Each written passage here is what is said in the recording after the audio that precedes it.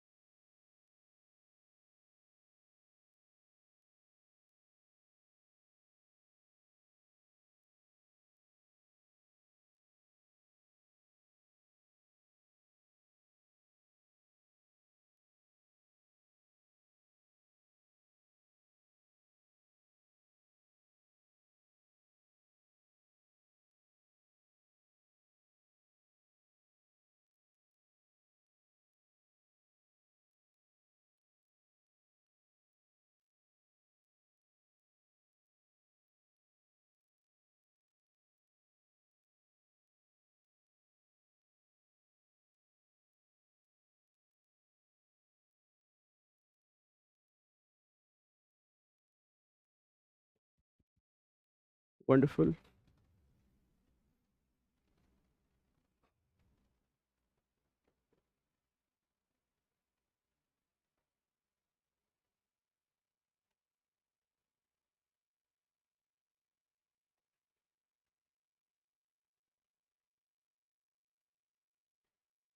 और ऊपर से दूसरा वाला नहीं है क्या? वो दे दीजिए ना. Yes, good evening, everyone. Am I audible?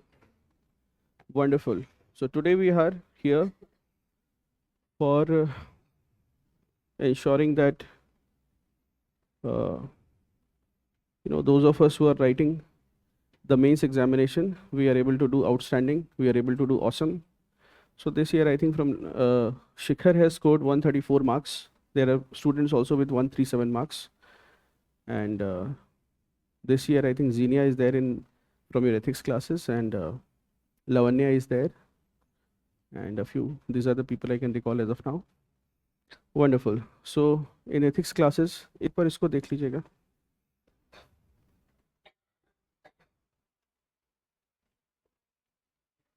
All right, online students are also here. Yes.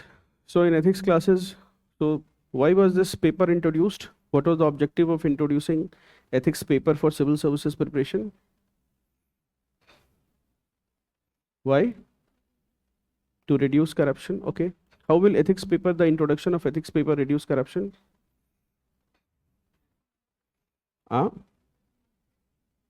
To check the mindset of the students. Okay. Anybody else? Why do you think this was introduced?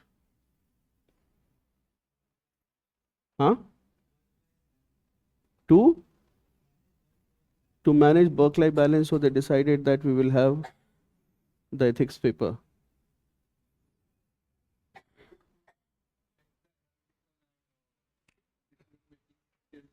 To check the analytical and decision-making skills of the candidate. Anything else? Anybody else? Yes. It strengthens our online students can also say something to strengthen our moral compass. Yes, very good. So this paper was first introduced, as you'd be aware, these case studies in a miniature form were introduced first in 2011 as a part of the Civil Services Aptitude Test or the CSAT paper. In these, questions were there where you had more than one correct answer in the MCQs and no negative marking was there. All right, I repeat, you already have CSAT right now. So earlier in CSAT, in the last question from, I think from 72 to 80 or 76 to 80, these questions of decision making were asked in the prelim stage. And CSAT marks was added for qualification. But later when the CSAT was made qualifying and its marks were not added for selection, then these were introduced as a separate paper and you had this ethics paper. My understanding, so when they framed the paper, if you see the syllabus, so they gave about 8 topics, and if you see, what we understand is that the syllabus was, so you do not have a separate discipline of ethics per se. Like in a college, if you know that there is an ethics department, it is likely to enforce code of conduct and code of ethics in the organization. You may not have a separate department of ethics as a separate discipline of study. So ethics largely comes from moral philosophy, as you are aware of it. And if you see the syllabus, then it's mostly like you have ethics and human interface, the first essence, determinants and consequences of ethics and human actions. You'll see that the whole syllabus is divided from three types. It is taken from 3 places. One is moral philosophy. The first is moral philosophy. Then second is, what I call behavioral psychology.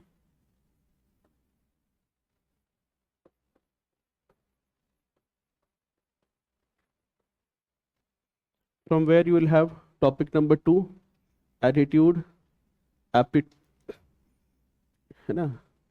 not actually aptitude, attitude and emotional intelligence. Topics 2 and 4. Topic 2 and topic 4 taken from psychology. And then there is the third, that is administrative ethics, taken from largely public administration, in which you will have topic number 3, 6 and 7. If you see there closely, the syllabus. Public service values and ethics in public administration. And you also have civil service values. So when we see the syllabus, we see that there is a lot of duplication. Several places you do not know whether to keep it as a part of topic 3 or keep it as a part of topic 6.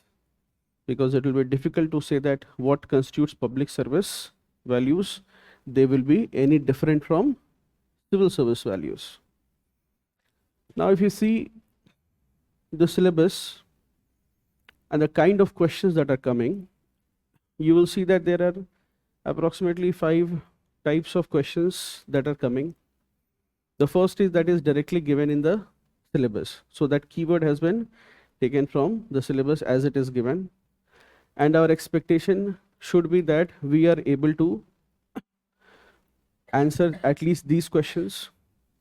I mean, it's a crime to say that you are a civil services aspirant, and if a question is asked directly from a keyword given in the syllabus, and then you are not able to answer it, it means you have not read the syllabus, probably you have not read anything.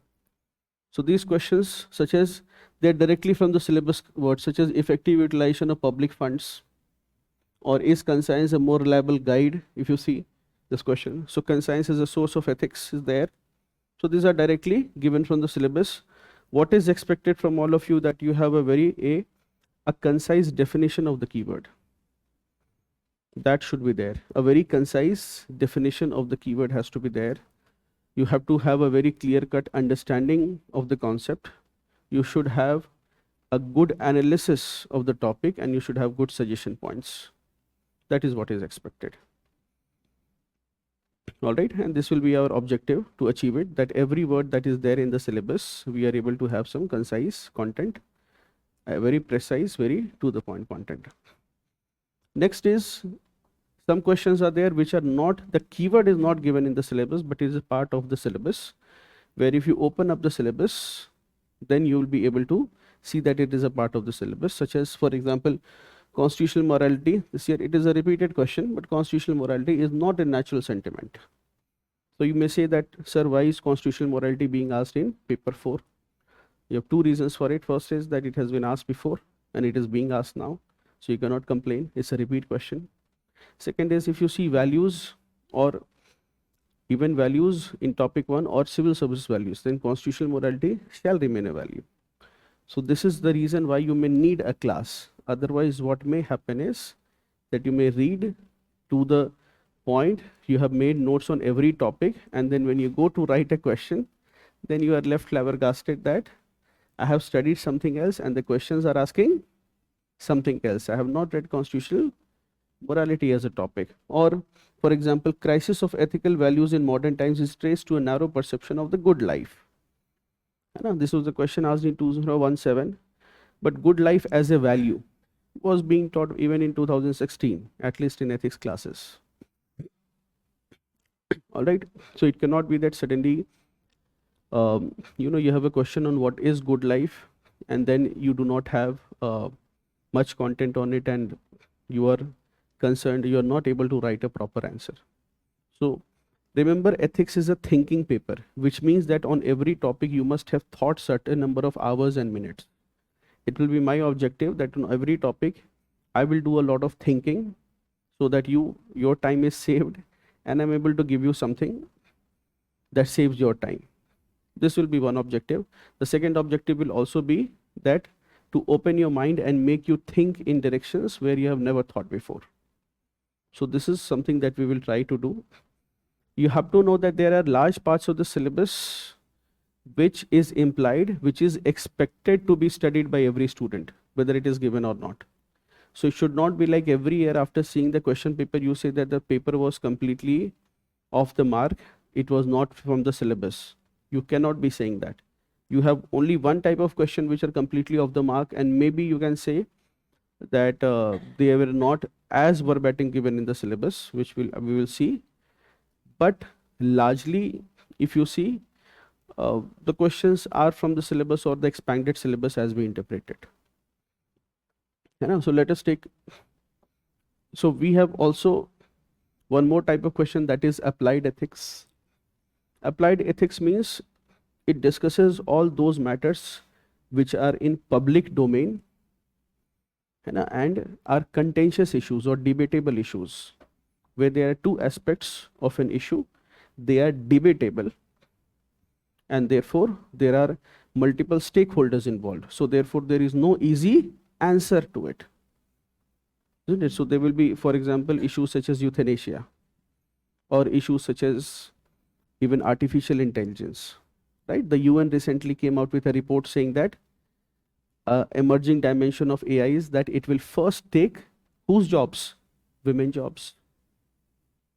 Now, if you're not a student of ethics, you will probably not be able to see this dimension, that why these ethical concerns embedded in artificial intelligence need to be addressed, because they are going to be first taking jobs of the most vulnerable people, sections of the society. And so UN's report, I mean, I'm sure some of you may have read it in the newspaper. So UN's report says that women jobs are first going to be hit by artificial intelligence, and therefore something needs to be done about it. So if you see questions that were asked in the digital age, social media, it has raised several social media ethical issues and challenges. Now this was done in the mains class. If any of you had attended this class, then we had done it. I had gotten a mail that, sir, why we are studying these topics? But then thankfully that was the first question of 2025, that ethical concerns with social media. And you had a wonderful answer. So we'll make sure that whatever questions come in the 2026, you will be covering it either in the class or through MGP test. This is what we'll do. If there is a new topic that has come, I will make sure it will be my responsibility that it is asked in your MGP plus AWFG, or it is done in the class. I'll try to cover everything in the class, but whatever new dimension comes, then I'll put it in an MGP and you'll have a very good solution for it. All right. Or even applied ethics such as national security in mind, so which may be it is an added dimension, but ethical dilemmas related to controversies over environmental clearance of development. So this is basically development versus environment. Development versus environment. What should we choose as aspiring civil servants? Will you choose development or will you choose environment? You will choose sustainable development. Very good.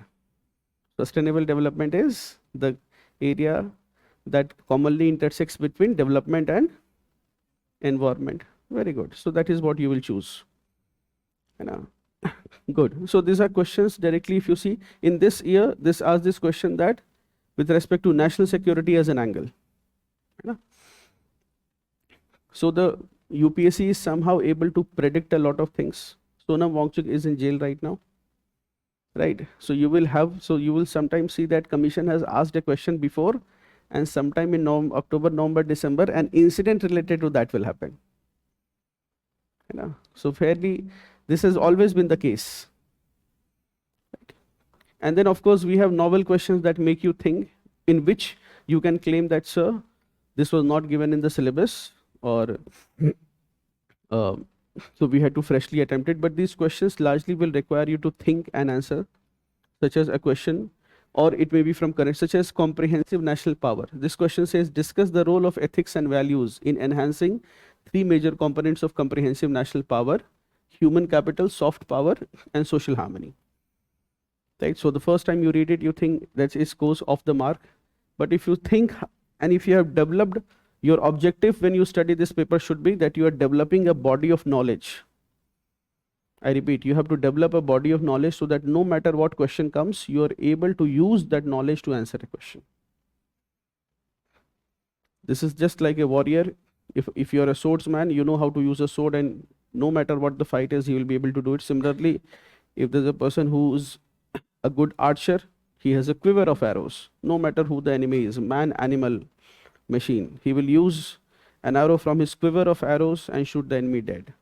So your objective should be that you develop a body of knowledge which helps you answer any question that comes.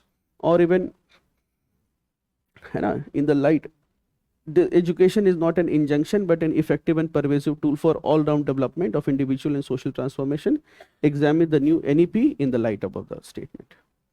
So this question would be, so that year in 2020 NEP was there, and you should be able to answer this question from your newspaper reading and current affairs classes, applying parts of it, and of course applying principles of ethics. And in case you have no idea of NEP, you did not read that year, then ethics classes will give you enough content to write niceties, which will fetch you at least average marks in such questions about which you have no ideas. When I say niceties, I mean should be's. What should be there? Right? All the nice things you can write. And after this, you have quote-based questions. Quote-based questions, unlike popular perception that they are a little difficult, they are usually the easy ones. So therefore, you should be able to, in the coming classes, I'll try to take code-based questions every day and a case study and PYQs, so that at the end of the classes we have sufficiently covered enough number of questions. Plus you have also developed the writing ability on every question as such. So you will have these questions. Now these questions are also of two types. One where the quote may be a little off the mark, you know, or may be different, and the other is something that actually uses any of the topics. So if you see this quote by William James, the greatest discovery of my generation is that a human being can alter his life by altering his attitudes. Directly a topic in the syllabus. If you have developed at least, so you may not fully address this quote, but what is expected from you is, you may not have much content with respect to expanding this quote, but you have enough number of points with respect to attitude, and you have enough number of, a few more quotes, a few more lines, a few more ideas, then you will be able to write a very good answer. All right, or the strength of a society is not in its laws, but in the morality of its people. So this, if you see, fine, you may say that, okay, you may look at it in this way. One is, either you may know a lot about the philosophy of Vivekananda, and if you do not know that, then you have to probably get into this, and you will realize that it is nothing but, it is a debate between law versus morality or law versus ethics. And which you will say that while law also can be used to regulate human behavior, such as we can have a writing here that keeps silence in the class, which is a law of the class, which is why you may keep silent. Or it could be a part of morality, where you believe that it is not appropriate, it would not be morally appropriate to be talking and laughing when the class is being conducted. Both of these things can regulate your behavior, right? But what will in the end work is morality and ethics of the society. That is according to Vivekananda. So these are the kinds of questions that we'll be seeing, and we'll be. All right. Now, if you see the first topic, topic number 1, what are we going to study here and how you have to understand it? The ethics and human interface. What does an interface mean? What does interface mean?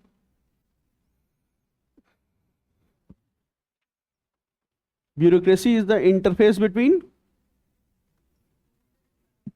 Very good. Bureaucracy is the interface between government and the people. Interface is what comes in between, right? So this topic, if you see ethics and human interface, ethics is there and these are humans. How do we know ethics? The question is, how do we know ethics? How do you know ethics? Okay, how do you know I'm in the class?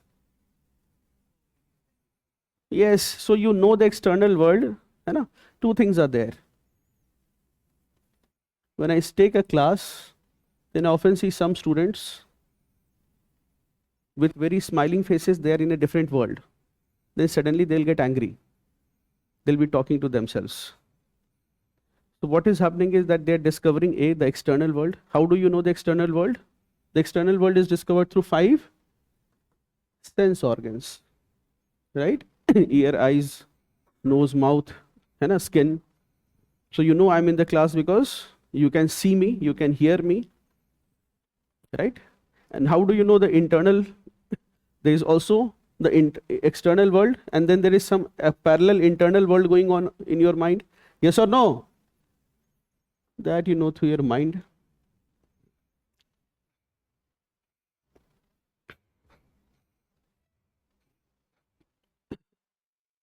So similarly, how do we know ethics? Do we know ethics through the 5 sense organs? Very good. So he says, so when you say ethics and human interface, we deal with topics as to how do we know ethics. You can broadly interpret it as, when you say that between the interface between humans and ethics, you can broadly interpret it as how do we know, or what is our source of ethics. All right. Then there is essence, determinant, and consequences. So what is essence? Yes, essence means what is core of something. What is the true nature of something? You have all read of the term doctrine of essentiality. Multiple times in MGP this question is there, and anyway all of you may have been preparing for some time.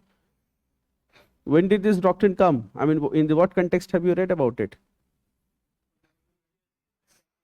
Okay, religious practices. So this matter in the judiciary, this matter has been there, that whether a person, for example, wearing a certain kind of dress or a religious symbol, should he be allowed or not? In this case, the courts have ruled that whether a certain religious practice, such as wearing a certain kind of dress or doing certain practices, is essential to the religion or not. So when do you say something is essential to a religion or essential to a person? When if you take that away, then the identity of the religion is gone. So that is something that is essential, or that is what is essence. So what is the essence of ethics? It is the meaning of ethics and it is the nature of ethics. What are we going to study in essence of ethics? Meaning of ethics and nature of ethics.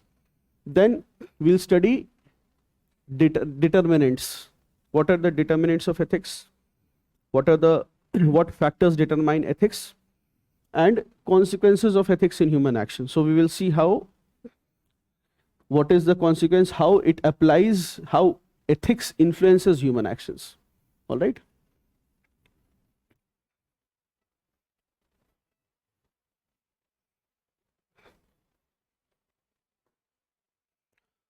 So in this topic 1, we are going to study few things.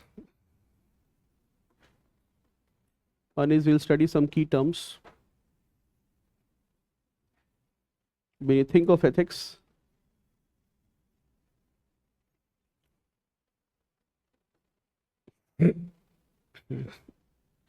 dharma,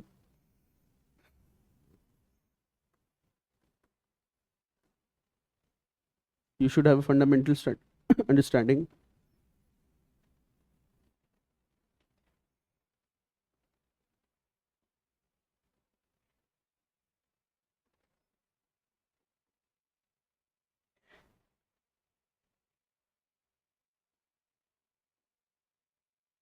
Dilemma and ethical dilemma. These key terms we'll study.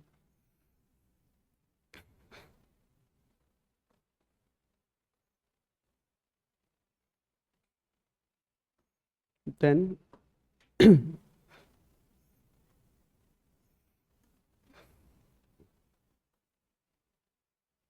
yes, from topic 1, key terms. Key terms के अलावा we'll study ethics, meaning,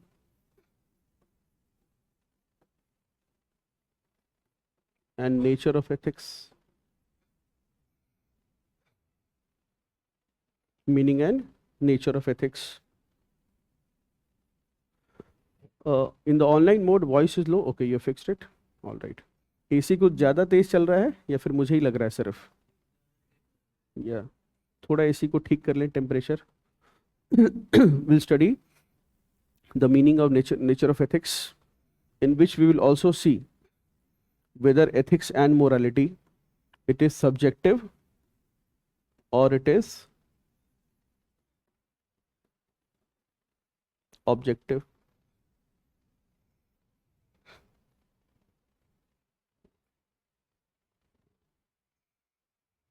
What do you mean by something when I say something is subjective versus objective? Depends on interpretation or depends on the subject or the knower. It'll be no, it does not depend on okay, we can say that, but primarily when we say something is, what is the color of the wall?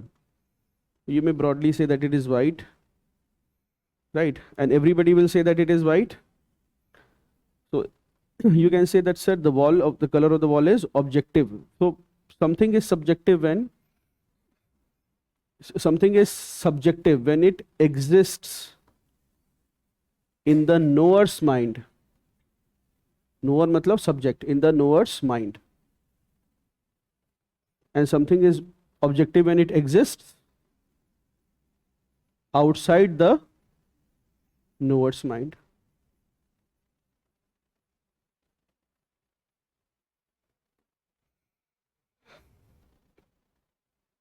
Is this clear? How was the prelims paper? Different people will say different things. You will say, sir, depends on who you are asking. Everybody will not have the same answer. How was the mains paper? Depends on who you are asking.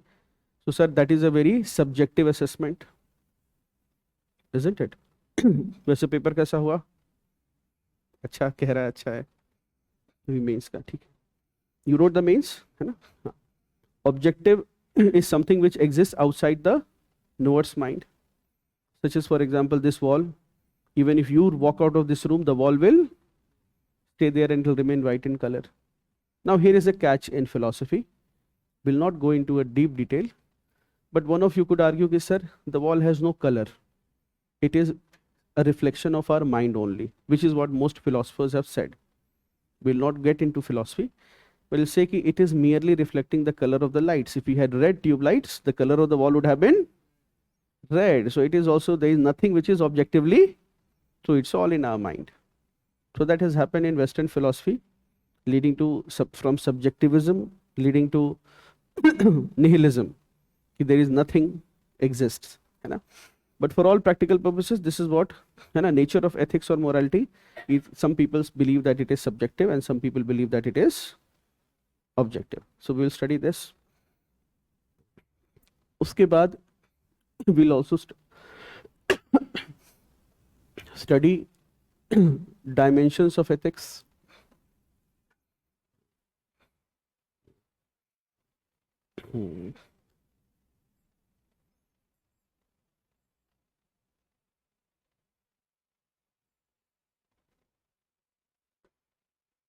Under these dimensions, or sometimes known as schools, we will study,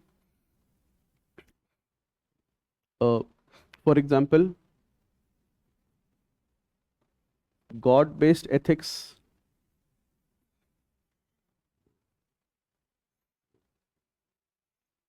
we'll study the teleological or consequentialism.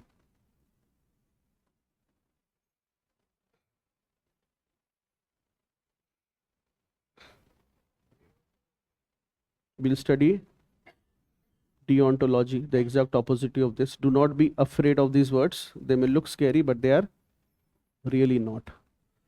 We'll study virtue ethics. We'll also study intuitionism. What else? Huh? Okay.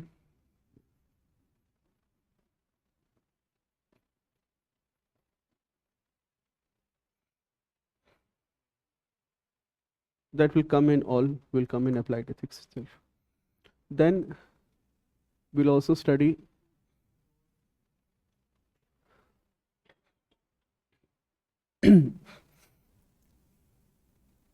we'll study determinants of ethics. Also sometimes you can say what determines ethics. Determinants you can also say as sources of ethics.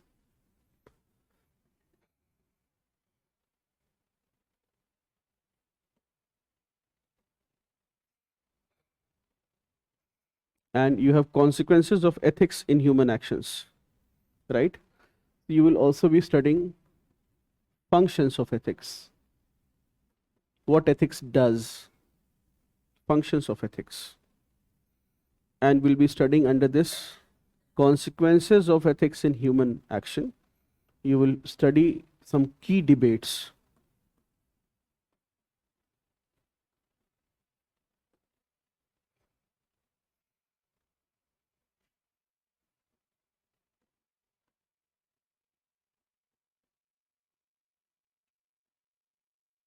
Ethics versus morality, ethics versus law,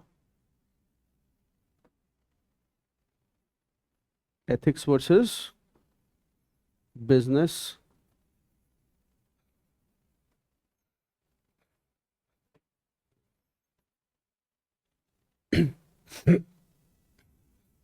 ethics versus politics,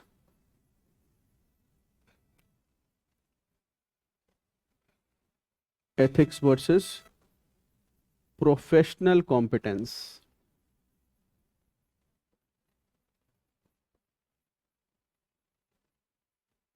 Ethics versus professional competence.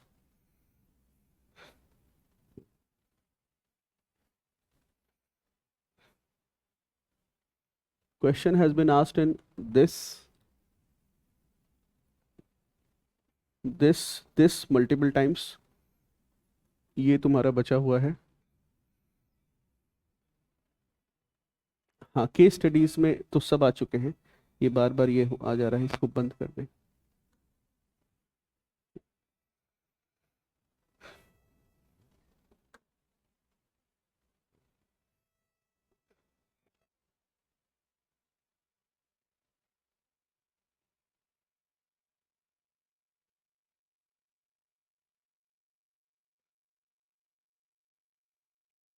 You study these key debates, and if you see, you'll also study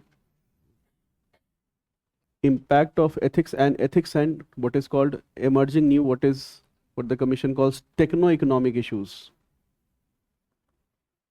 What are techno-economic issues? Tell me somebody. Just look at the word and tell me the meaning. What is a techno-economic issue? Yes, AI. So it is, yes. So artificial intelligence, we can all these. So basically, it will be AI and ethics, the problem, gig economy and ethics, e-commerce and ethics, social media and ethics,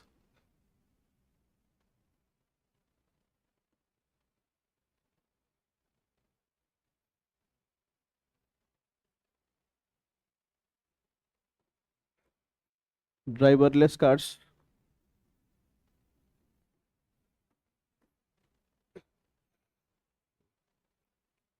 One more is there. Social media, e-commerce, gig economy, artificial intelligence, driverless cars. One more. Crypto का ethical dimension,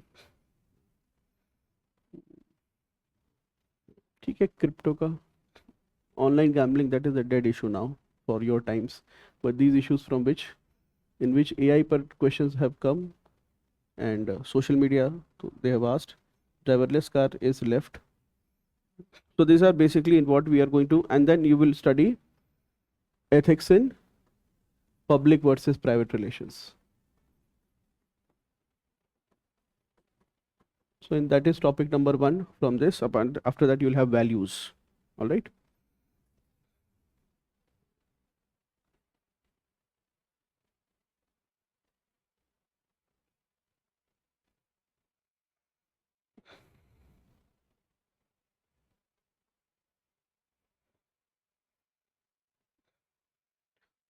So we have some key concepts which you need to understand. When you talk about ethics, the word dharma always comes. Dharma is a very predominant, uh, you know, topic of discussion in Indian philosophy and Indian system of ethics. In fact, sometimes ethics is equated to dharma or dharma in anglicized version, as we say it. As students, what is your dharma? So covering the syllabus. So some of you may have thought that it is raining, let me eat, sleep and make merry in the room. But then you realize that it is your chhatra dharma. है ना? To come and attend the class once you probably, है ना? So what is dharma? A lot of people mistakenly they think that dharma as religion, because that is what, but dharma does not convert to, it is not religion. Yes, dharma generally is broadly interpreted in 2 ways. The first is righteousness. What is the righteousness or right thing to do? And second is what is duty.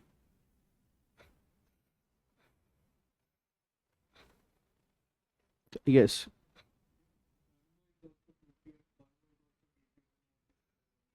Karm is very good. So he says dharma bhi duty and karm is also duty. Then what is the difference between the two? Tell me, what is the difference? Dharma is what you should do, and karma is what you do, actually do. So dharma is a normative concept. When I say dharma, generally it is a normative concept. Don't be afraid of any word.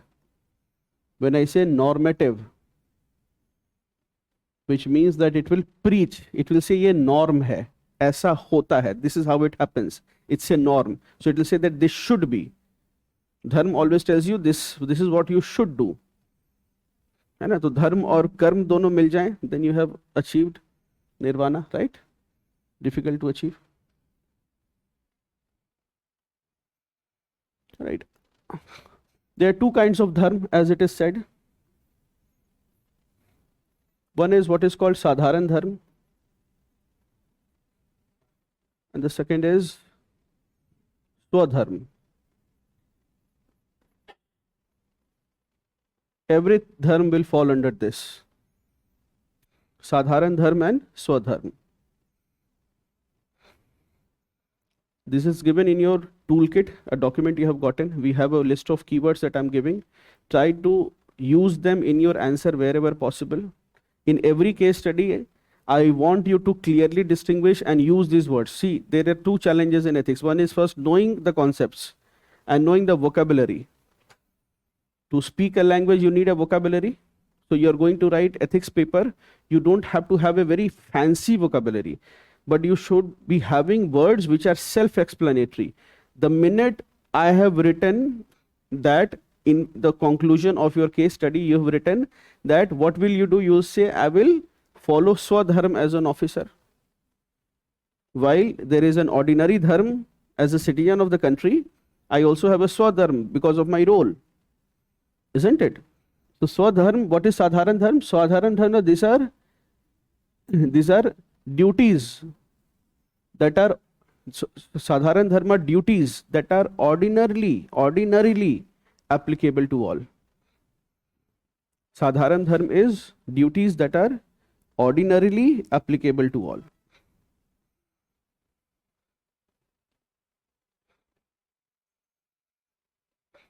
And what is swadharma? Swadharma is the duties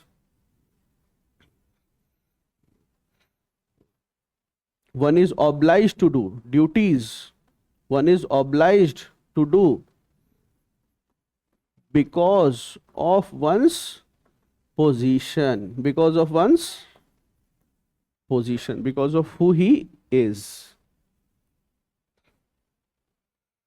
Is this clear?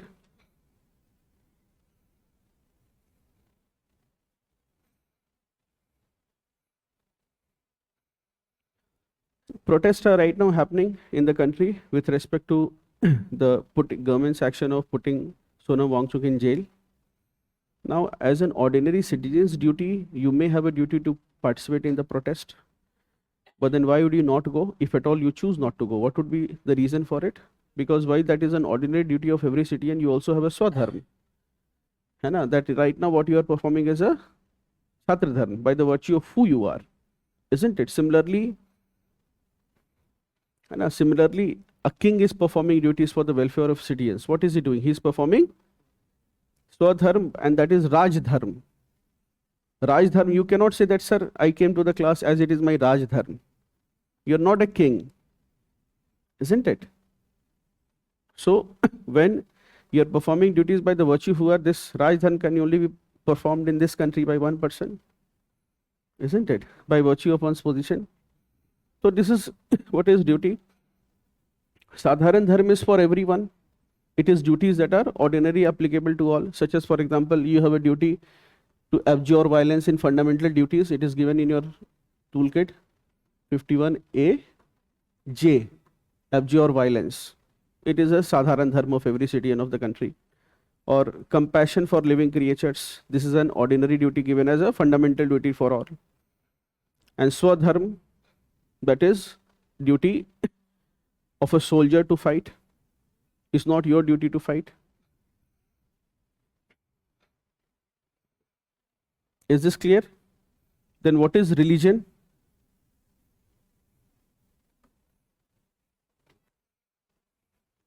How many of you think that religion is a source, is something that divides people? How many of you think that? Ethics is a thinking paper, so raise your hands, or you think religion divides people? Why do you think like that? Anyone? That's okay. Why do you think religion divides people?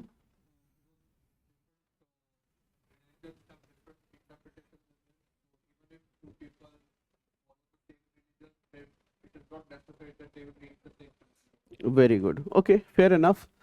But actually, if you see, the word religion comes from the Latin word religare, which means to bind or to hold together. If you actually see,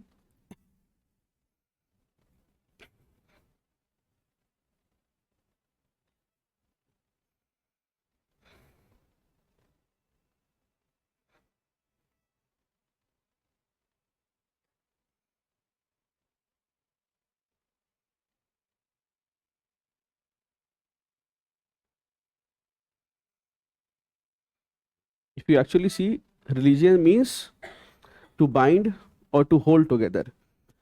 Now, how did this religion originate? How would we have evolved very much as a civilization, right? But how did we come to this civilization place? How did we arrive at this place? When I say civilization, what do you mean? What would be the first sign of a civilization? People forming groups. Very good. But then you will have the first marks of civilization when there'll be, compassion is, of course, an inherent,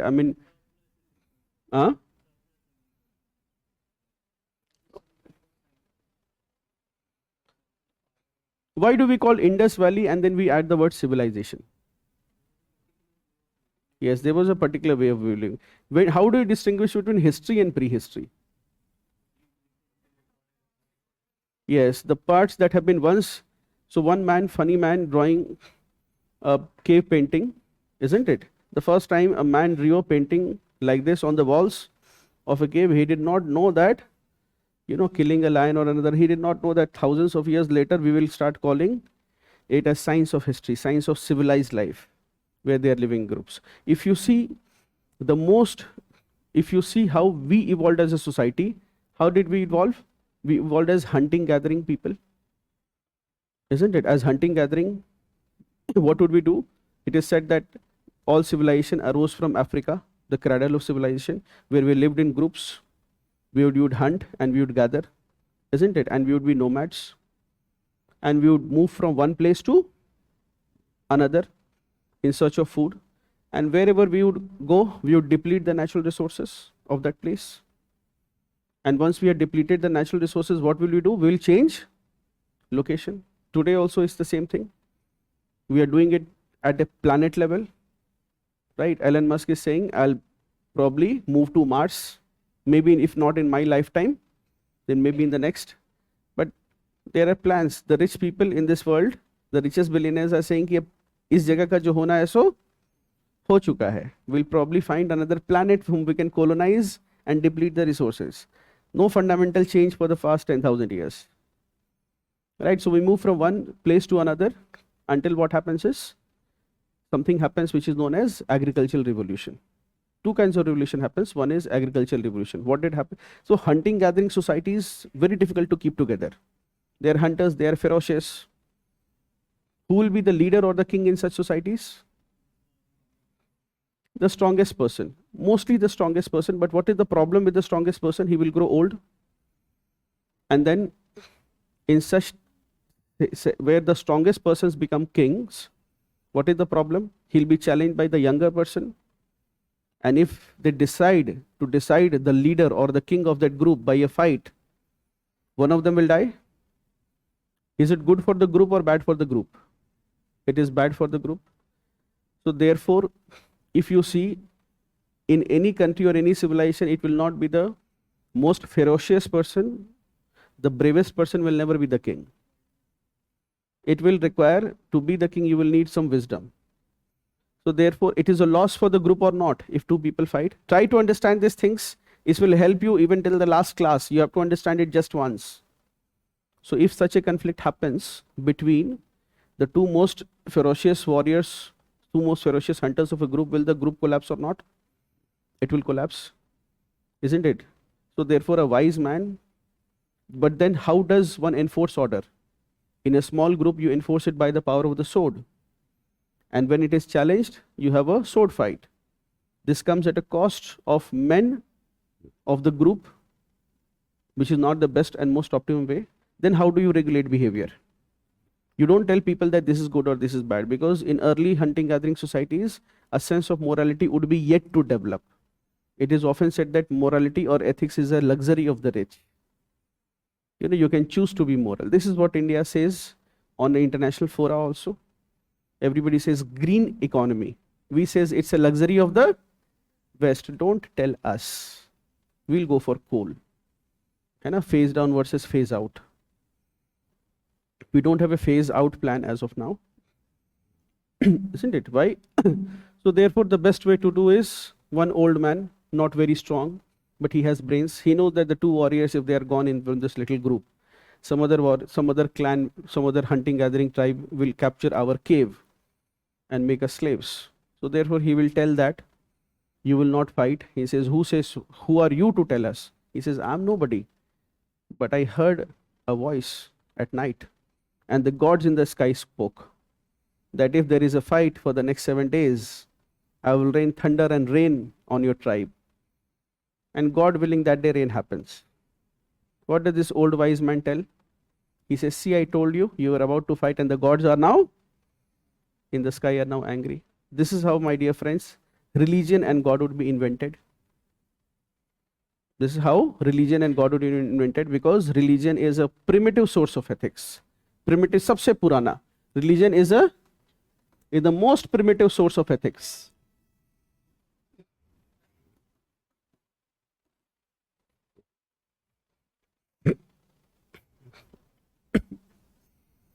Isn't it? Once we move from these hunting gathering societies, until one man in the group discovers that we have been working all day, gathering fruits and hunting and eating at night, the next day it's the same. But if we have, one person realizes that if we have plant corn or wheat, and then we harvest it, then we grind it, we can make rotis, and we can make bread, and then we can feed them when there is no animal, nothing. But a very tedious process of agriculture. Very laborious compared to hunting and gathering. You don't have to go anywhere. You just have to look for a tree full of fruits, an easy task, or a place full of rabbits and what not. Right? But once man discovered agriculture for the very first time, he started having what is called. Now, once you do agriculture, what will happen? People will wait for you to sow. Just like you are taking classes right now or taking notes right now. Then when the exam will come, some people will want your harvest. You will use these notes in the exam. Some people will not do anything right now. They will wait कि चलिए जब वापस आएगा, then I'll just participate in the harvesting season, not in the sowing season. So when the harvesting season would come, other clans and tribes would attack. So for this purpose, my dear friends, any sane society or any sane person will first draw a boundary, saying that this is my field, leading to the birth of first private property, in the words of Marx. Leading to the birth of first private property. Before that, we would be communal. Not the communal that you know, but communal, which means, and what belongs to the nomadic man? The whole planet. Just like the whole planet belongs to the birds. Right? But once you have drawn an agriculture, once you have agriculture revolution, you have drawn a boundary. The minute you have drawn a boundary, you have given rise to the birth of first private property, which thousands of years later would lead to communism versus capitalism battles and 2 world wars and 1 Cold War and maybe an impending 3rd World War. Right? But that is how history would evolve. And in that society, agrarian society where people are living together, there would be birth of private property, and to protect that private property, what would happen? You need to elect a leader. What would you say? I'm willing to give some part of my harvest to you in return of protection, state protection. That is how the first kings and future state would be born. And this is this little agreement that you have with the strongest man, saying that you protect my fields and I'll give you a part of my harvest. This is known as what is called the first social contract. What is the social contract? Write down a line, note, social contract. Social contract is an understanding. Social contract. Right. Social contract is an understanding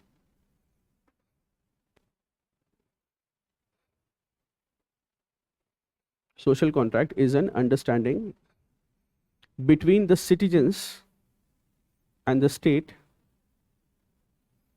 is an understanding between the citizens and the state where citizens surrender some of their surrender some of their liberties. Citizens surrender some of their liberties in exchange for rights.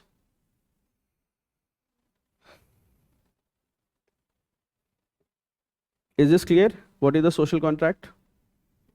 The citizens say that, okay, I will not be fully free. I will follow what the state says. And in return, you will give me some rights, such as the state will grant you right to life and liberty. You surrender some of your liberties and some rights. Yes, so religion is a primitive source of ethics, isn't it?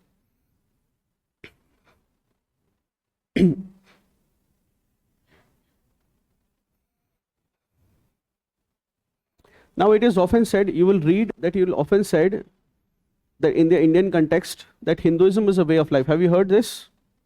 Today the first class we'll get started with the things, but have you heard of this word? Hinduism is a way of life. Why is it said that Hinduism is a way of life? Why is the whole debate sometimes said that it is not? Sometimes if you see some people say it is not a religion. Why? Because if you see religion, there is a Western notion of religion. According to the Western notion of religion, you have three things. You have the trinity of three things.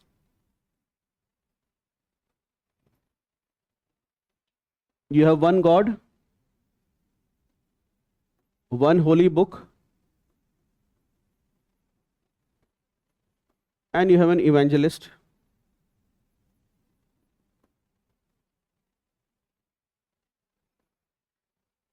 All Abrahamic religions will have this: one God, one book, and an evangelist, or a preacher, or a proselytizer, one who will convert people to a certain religion.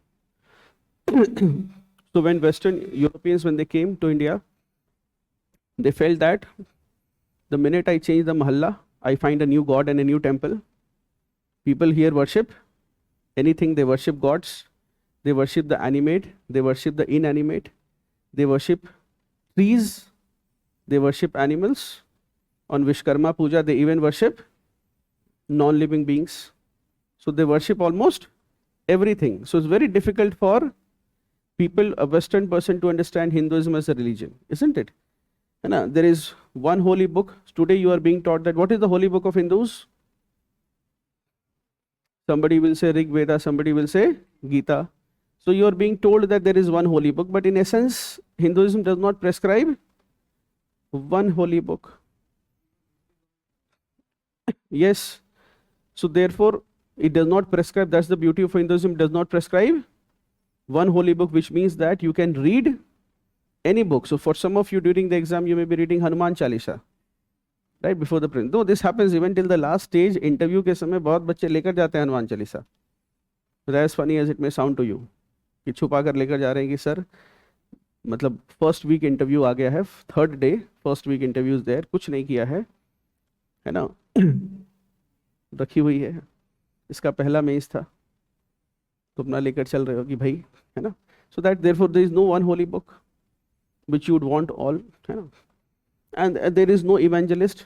You will see that the Pandit in the village will be the most disempowered man usually, socially high in hierarchy, but he'll generally be poor because way society economic systems have changed, right? So that is why, and in Hinduism what do you have? You have kan kan mein Bhagwan, right? In every particle God exists. So that is why it is said that Hinduism is sometimes, they said that it is not a religion, but then it is not a religion in the Western sense of the word religion. And that is why it is also said, sometimes said that it is a way of life. That is why Shashi Tharoor famously in the book Why I Am a Hindu, he says that my Western friends ask, why am I Hindu? I tell them, because I was born in a Hindu family. There is no other thing. There was no ritual that happened that converted me. And when they ask him that how we can become a Hindu, he says, you don't have to think of anything. If the minute you think, you are a Hindu. If you don't believe in gods, you can still be a Hindu. Right? So this is our understanding of religion. Then what is morality?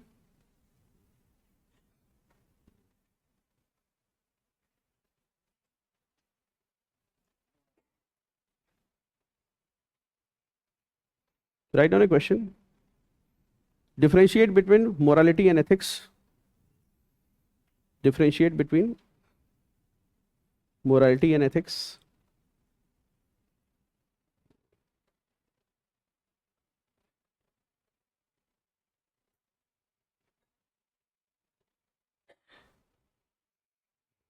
What is morality? Yes. If you see morality, morality is an individual notion of, it is individual notion of right and wrong.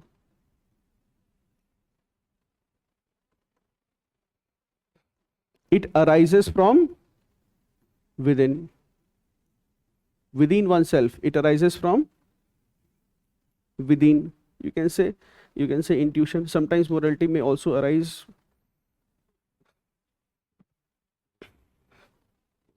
It is not externally imposed. It is not externally imposed. Conscience is an important source of morality. Conscience is an important source of morality.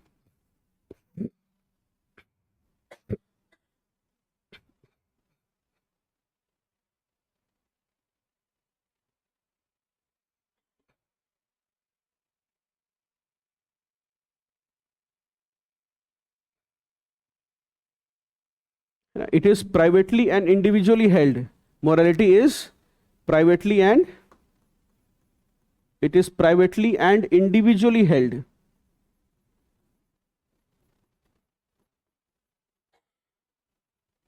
It is privately and individually held.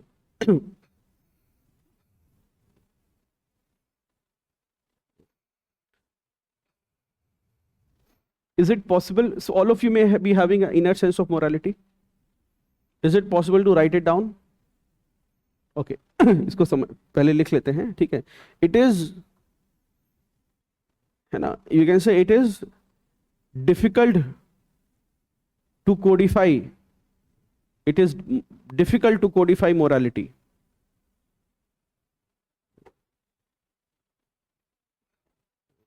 It is much difficult to codify morality.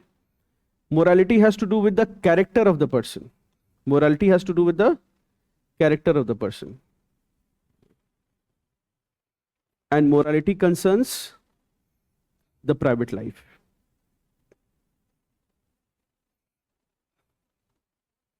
And morality concerns the private life.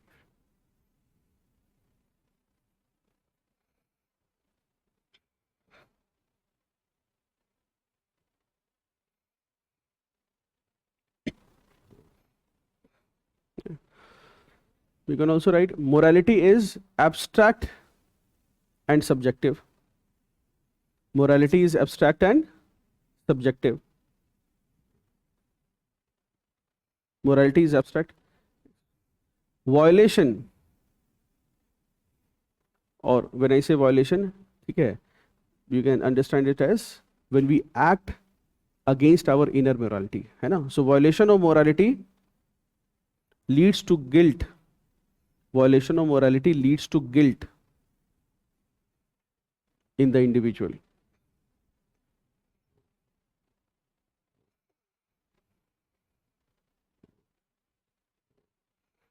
What is ethics? Ethics is a set of moral principles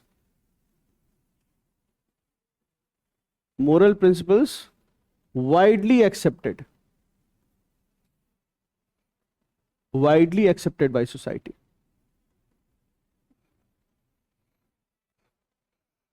It is a set of moral principles widely accepted by society.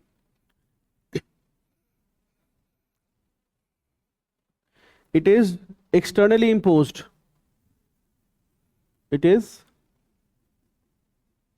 externally imposed.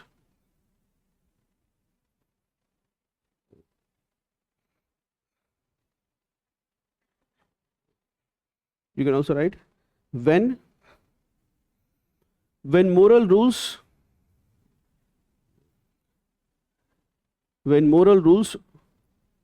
of a small group are accepted by larger groups, when the moral rules of a small group are accepted by larger groups, then it becomes, when moral rules of a small group are accepted by larger groups, then it becomes societal ethics.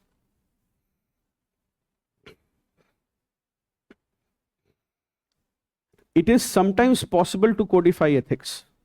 It is sometimes possible to codify ethics. For example, media ethics, professional ethics.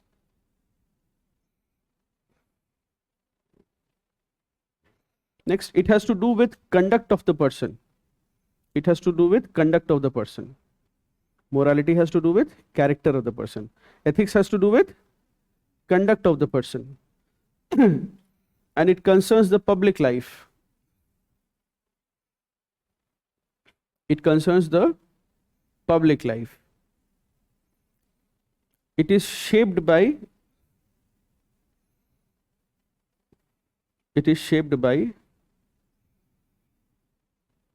profession, workplace, society, etc. It is shaped by profession, workplace, society, etc. Next, violation of ethics may lead to social sanction. Violation of ethics may lead to social sanction.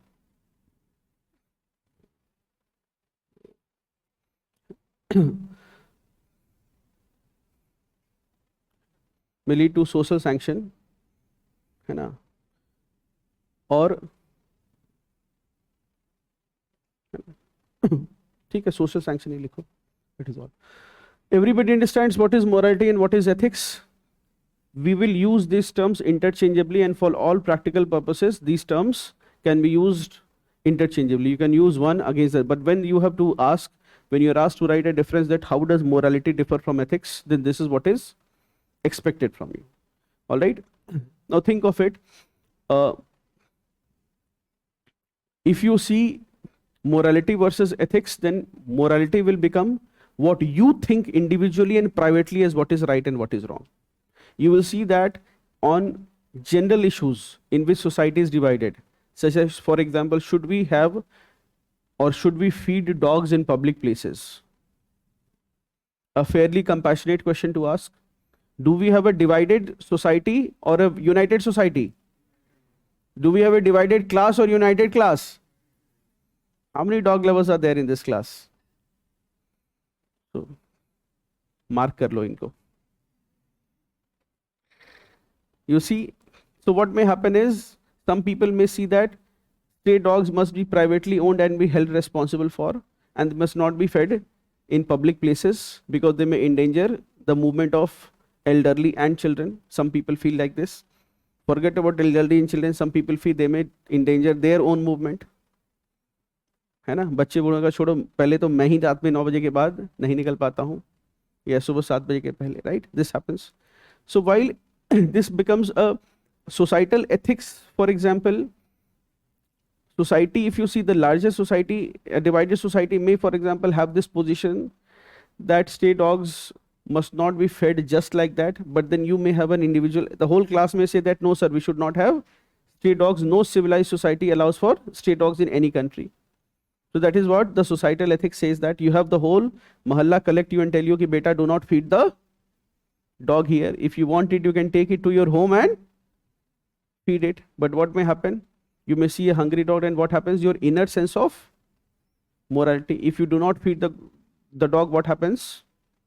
पूरी society के views एक तरफ and your views एक तरफ, and you have an inner sense of guilt if you are not able to act as per your morality, and conscience will remain a major source of morality. Similarly, think of it in our freedom struggle.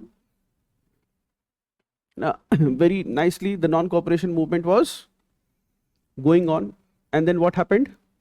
The Chaudi Chauda incident happened. Right. At this point, everybody was telling Mr. Gandhi what? Mahatma Gandhi, what was he being told? That leke rakho, abhi aazadi mil jayegi.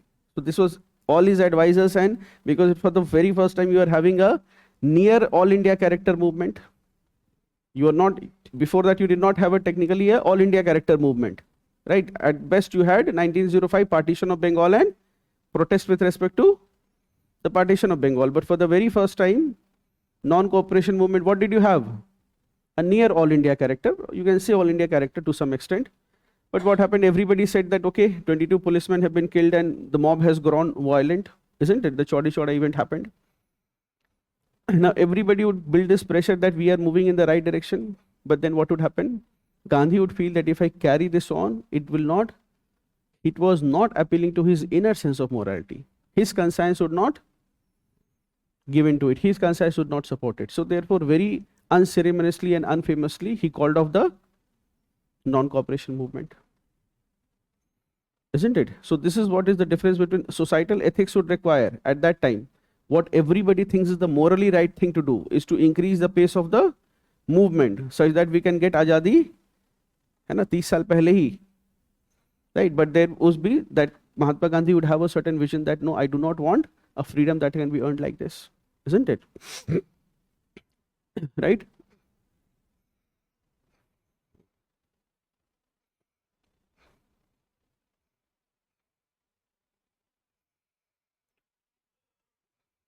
Yes. Tell me, what are the determinants of ethics? So ethics determinants is, it is said that some people say that ethics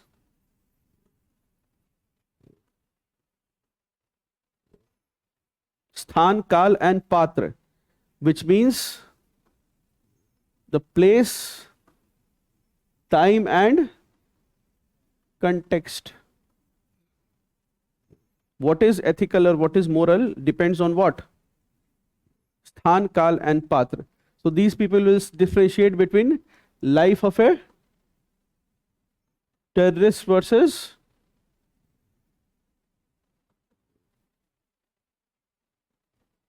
ordinary person. Will say, is killing bad?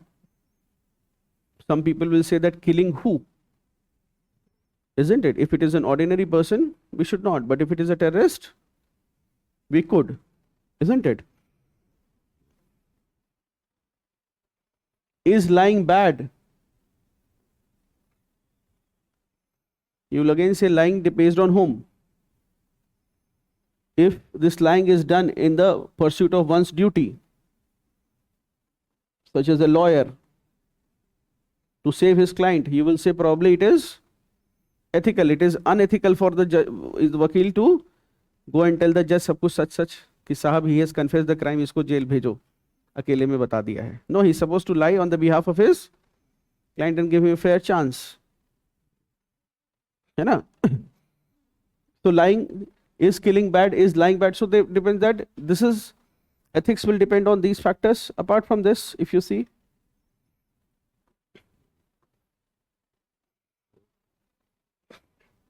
these will also be, ethics will be influenced by family values, prime determinant of ethics.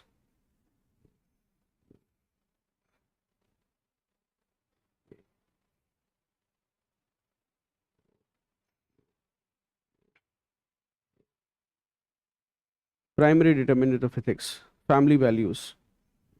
What else?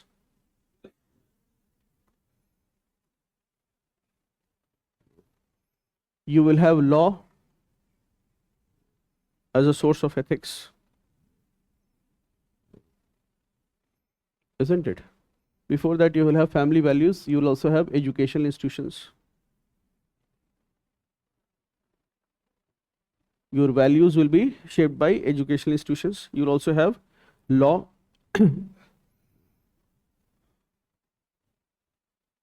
Why does uh, religion reach more people than even moral science? Because religion, if you see, is directly coming from where?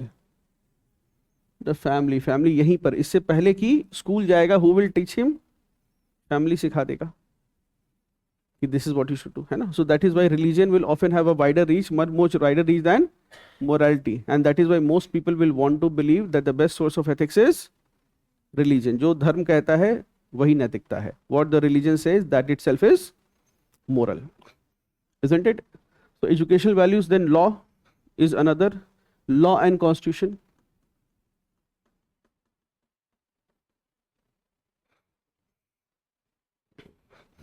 Political philosophy.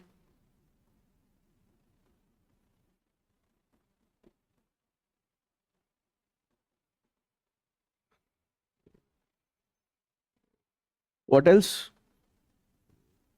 Revolutions will be a source of ethical values. Then you will also have workplace and marketplace.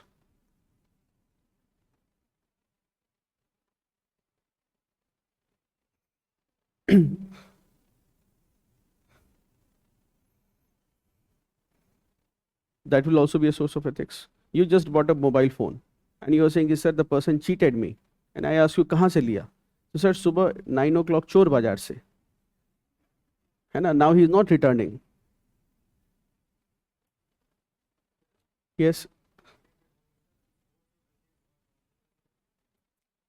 They will both be a source of ethics as well as consequence of emerging new ethical values. They will become, for all future generations, they will become a source of ethics. For example, the French Revolution would be a source of, for all future generations, it would bring the values of liberty, equality, and fraternity. If you see, Indian freedom struggle would be a source of fight against imperialism everywhere. Fight against imperialism and colonialism everywhere. So they will be precipitated by new emerging ethical values, but these ethical values will be limited to a small group. And once the revolution takes place, this will spread everywhere. All right. So these revolutions will be triggered by small groups' inner sense of morality, who will question the status quo. And therefore, you will also have conscience, individual conscience, as a source of ethics.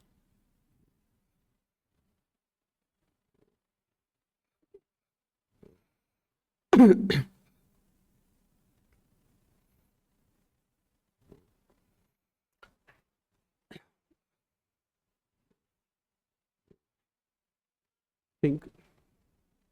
Let us take functions of ethics. Write down a few lines, functions of ethics. Or you can also say significance of ethics. What ethics does. First, ethics tells us what is wrong and what is right. Ethics tells us what is wrong and what is right. Ethics tells us what is wrong and what is right, and thus provides us a moral map. Thus provides us a moral map / compass. You can use any word. A moral map or a compass.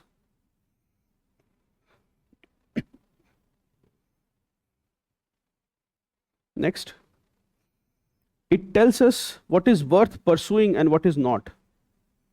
Ethics tells us what is worth pursuing and what is not worth pursuing. What is worth pursuing and what is not worth pursuing. Thus, affects our value system.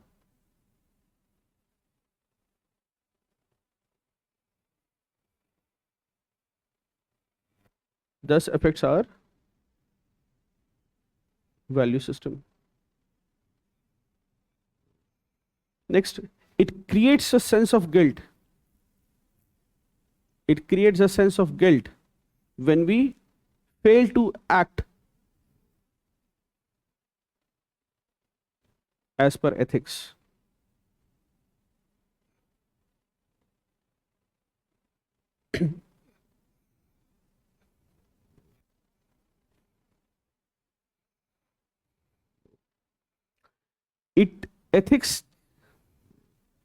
Ethics checks against individual evil actions. Ethics checks against gatekeeper. Ethics checks against individual evil actions. Ethics checks against individual evil actions, thus sustains humanity and civilization. Thus sustains humanity and civilization.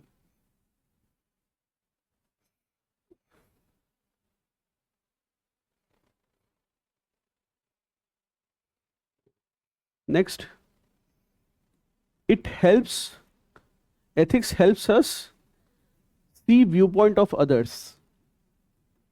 Ethics helps us see viewpoint of others. दूसरों की तरफ से we can see things. What happens because of it? Under it you can say, it helps us see viewpoint of others. So once we see viewpoint of others, what happens? One is that we are able to pinpoint. It helps us pinpoint areas of disagreement. This is what you want, this is what he wants, this is what she wants. It makes us, yes, you can say pinpoint. When you see the viewpoint of others, then it makes us emotionally intelligent also.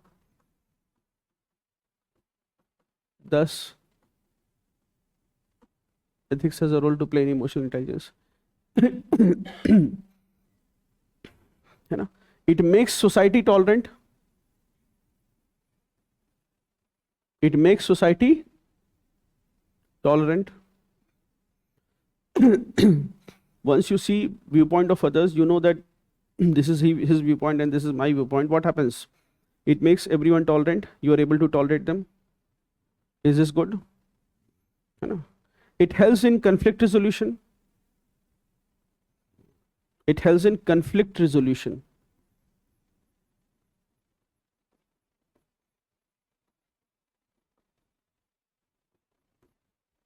It helps in conflict resolution. It helps us make informed choice. It helps us make informed choice.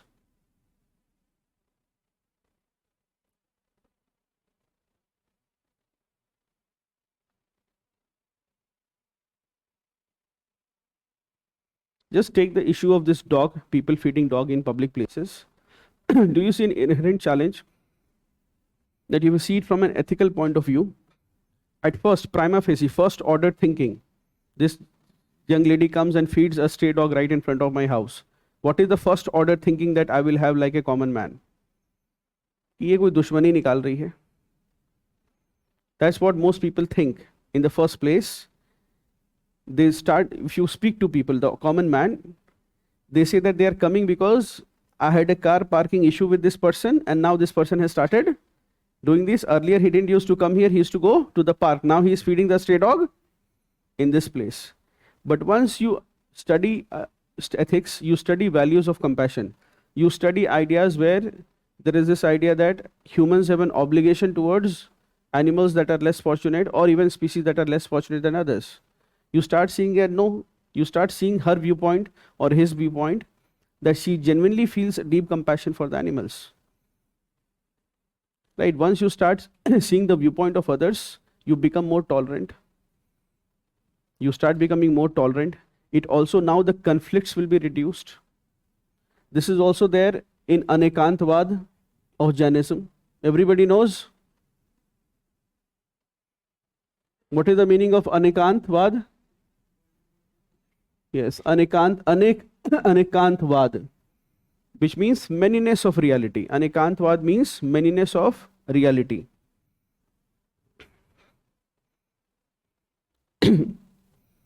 This is best described in the story of, you must have read it, children, 6 blind men and the elephant. Use this story as an opening story in any question of social media or conclusion. How? What is the story of 6 blind men and the elephant? Once these 6 blind men went, they came to know that elephant has come to the town. So all of them, they go. And what do? Yes, they say that we want to see the elephant. So when they come back, this innkeeper where they stay, they ask him, how is the elephant? So one of the blind men says, who touched the tail, he says, elephant is like a snake. The other man who touches the leg says it is like a pillar. Somebody touches the body of the elephant, says it's like a wall. Somebody says, who touched the ear of the elephant, says it is like a fan. Right? So all these people, are they all correct? No. Are they all wrong? No. So in Jainism it is said that reality is multifaceted. Truth can be many-faceted. So once you accept that there can be multiple viewpoints and all of them are correct, then what happens? You become more tolerant. Isn't it? It helps society become more tolerant. What else does it help in? If it helps, ethics helps in fighting against. It helps in fighting against. Yes, radicalization, and fundamentalism. It also fights against dogma, but yes, radicalization and fundamentalism. Extremism, any form of extremism.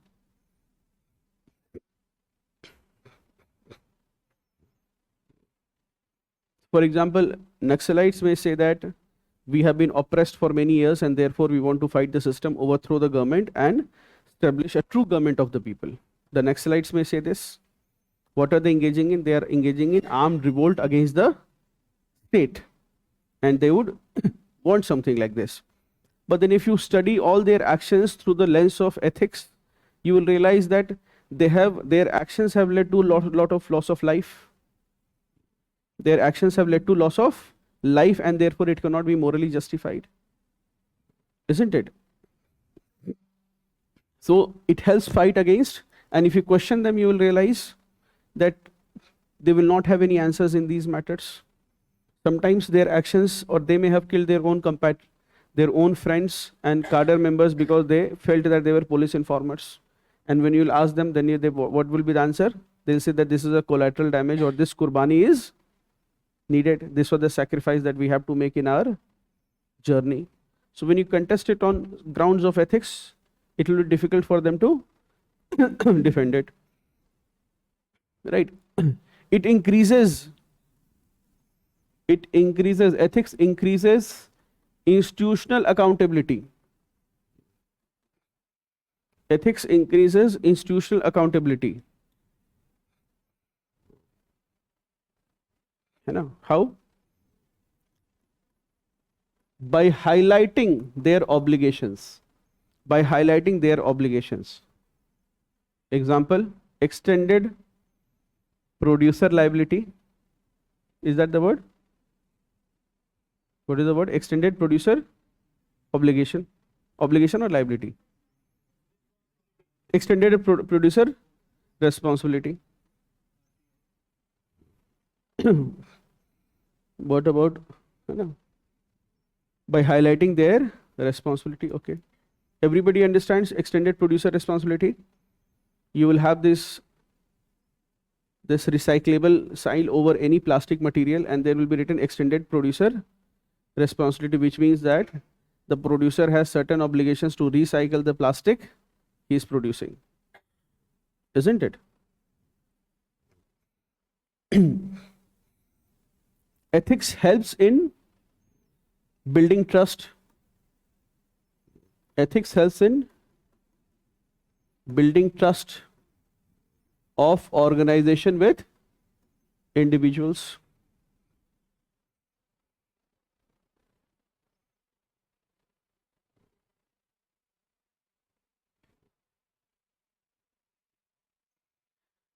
Lastly, you can also write ethics helps promote the cause of social justice. Ethics helps in promote the cause of social justice.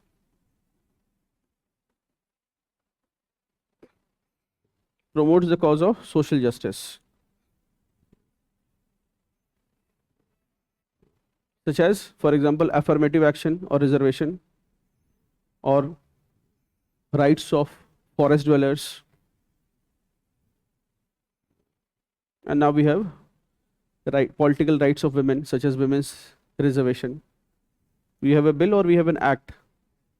When is it going to be implemented?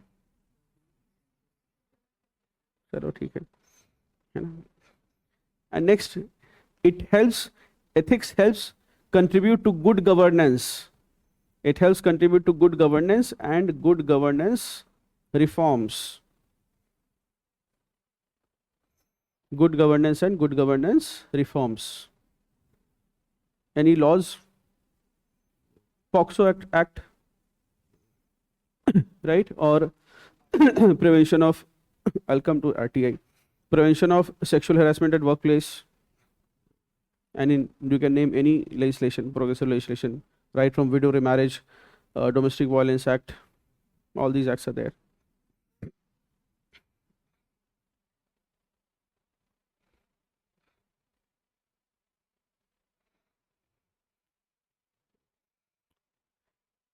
What else does ethics do? Function of ethics. It helps, ethics helps in predicting future societal problems. Ethics helps in predicting future societal problems and addressing them. Future societal problems and in addressing them.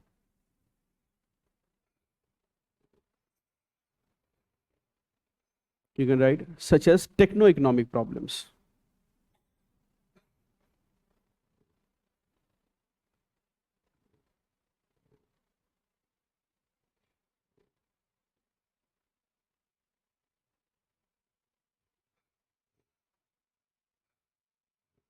Write down a question, एक question ही लिखो.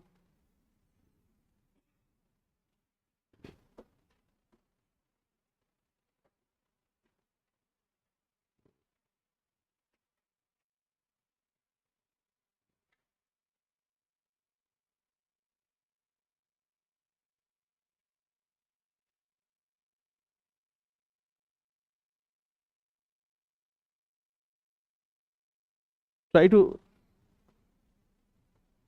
answer this question. In the present digital age, social media has revolutionized our communication and interaction. However, it has raised several ethical issues and challenges. Describe the ethical dilemmas in this concern.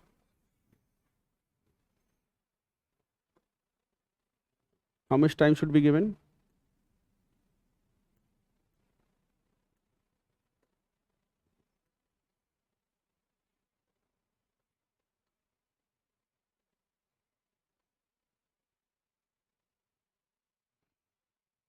Online students also you can write.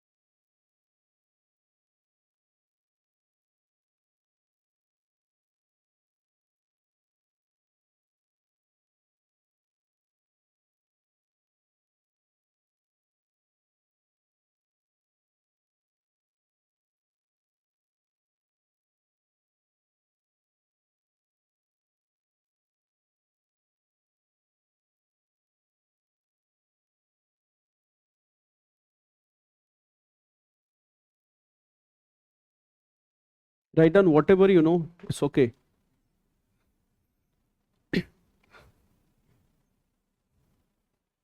I'll just discuss a model answer after that.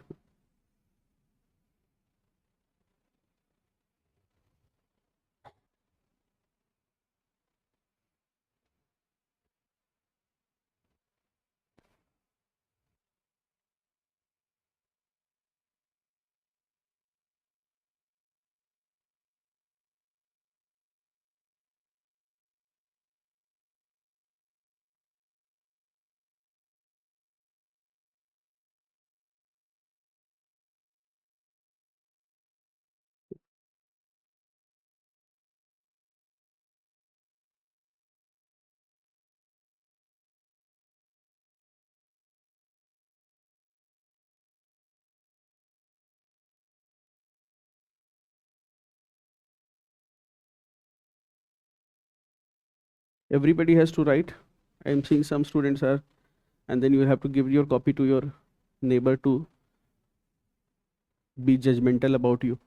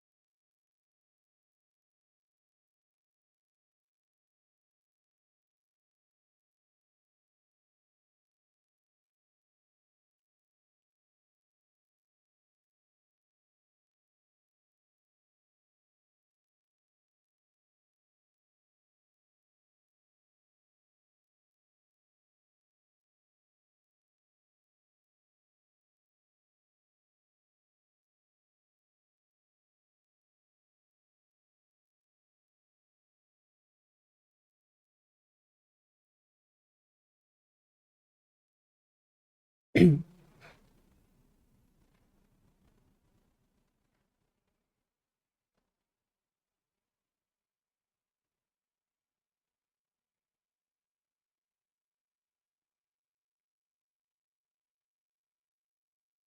right, time is up.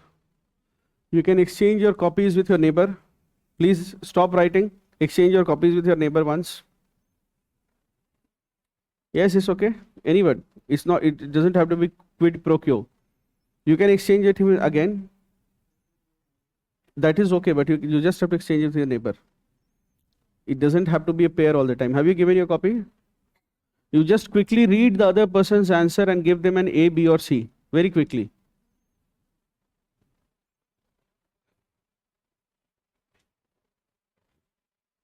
You had 8 minutes of time. Very quickly give them an A, B, or C, and don't try to do friendly favors right now.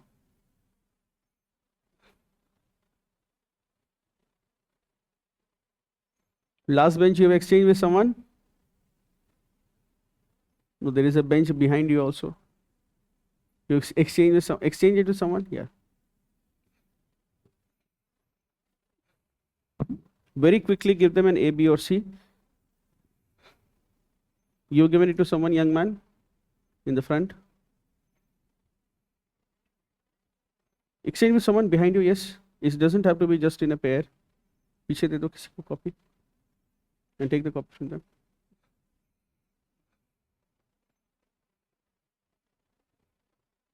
Anybody who's happy with their neighbor's answer, you can raise your hands who've read a better answer or a really good answer. All right. Bring it to me. No, don't bring your own copy. Your neighbor's copy has to, or a page. Next time, please bring one sheet. आखिरी पन्ना जो है. Fairly good. Yes. You think your neighbor's answer is good?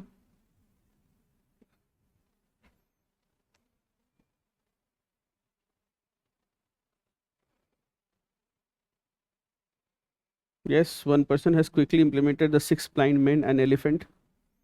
You can, it is, so very good. You can use a better conclusion would be in the conclusion part, the 6 blind men. When you're ending this answer, you give the analogy of the 6 blind men.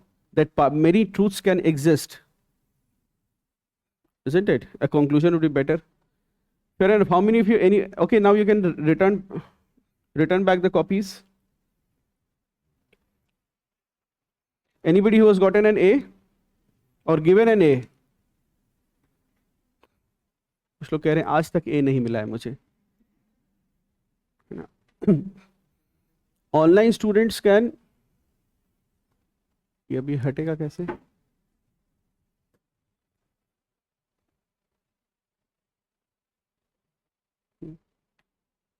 All right, first read this question and I'll tell you how. In the present digital age, social media, the keyword is social media, has revolutionized our way of communication and interaction, isn't it? However, it has raised several ethical issues and challenges, and it says describe the key ethical dilemmas in this regard. A very straightforward, very simple question. It cannot be the case that you're using social media all the time and you're saying, sir, I don't know what are the ethical issues. You don't have to write many, you just write 4, 5, 6, 7, 8. 7-8 तो कम से कम होने चाहिए. Now how see there are several ways to begin and आज का PDF है, handout है किसी के पास? एक बार दो. If you see the handout, there are several ways you can begin your answer. You'll see there is case studies approach in page number 3. You just see that. That's also fairly well. Some of the approaches you can use with it. Case studies का है वैसे तो. चलो. But anyway, if you want to begin, you can simply case studies का हुआ है शायद इसका नहीं, but I'll tell you. See, there are 3 parts of any question: introduction, body, and conclusion. What is my expectation in introduction? I'll tell you. There are 2-3 ways you can begin your introduction. The first is by having a very clear-cut definition. I'm telling all of you this thing. Please learn, develop this ability how to precisely and accurately define something. I repeat, how to precisely and accurately define a keyword. It is the most important skill set that will help you get a single digit rank. I often see in several copies, I often see that whenever a concept is given, they will write something about it, but they are not able to even define the term in any subject. Even if it is world history, I was seeing some copies, not just ethics. In world history, the question is written French Revolution. There's a question on French Revolution. The student has written French Revolution happened in 1789 in France.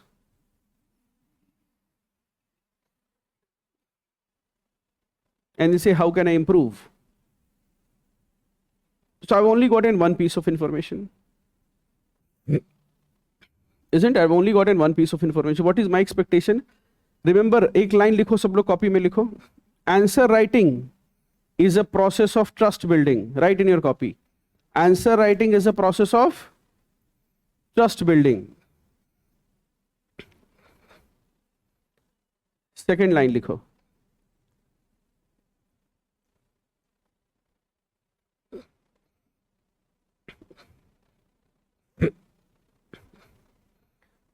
In the first few lines, examiner must be convinced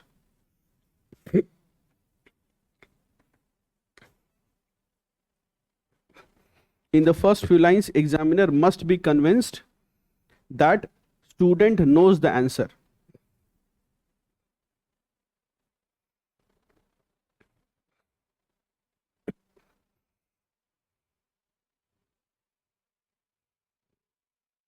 This is the basics, the very basic thing that examiner will do. He will read your first line and he will want to be satisfied that I have gotten everything.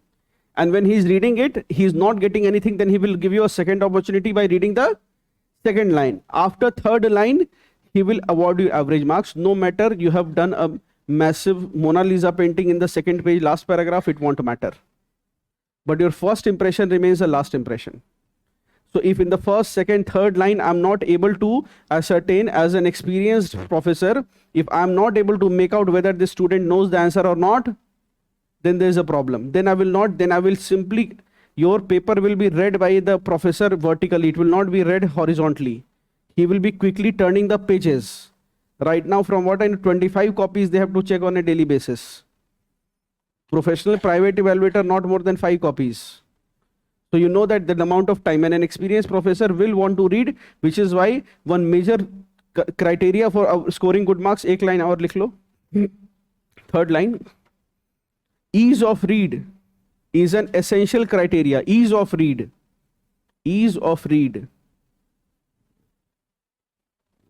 is an essential criteria to score top marks.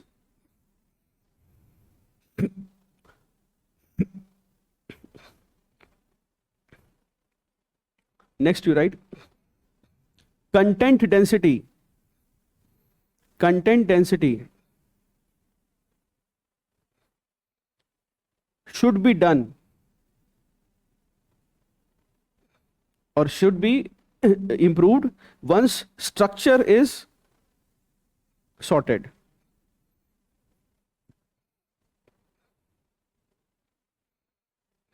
But look, in this question, you can begin by several terms. One is a definition approach.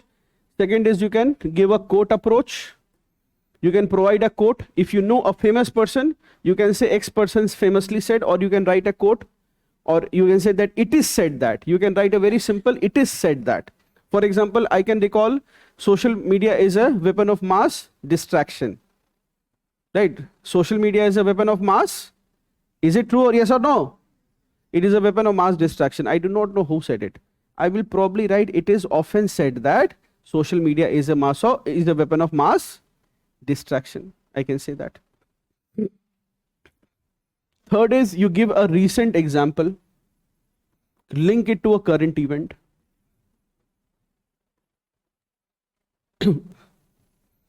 Link it to a current event.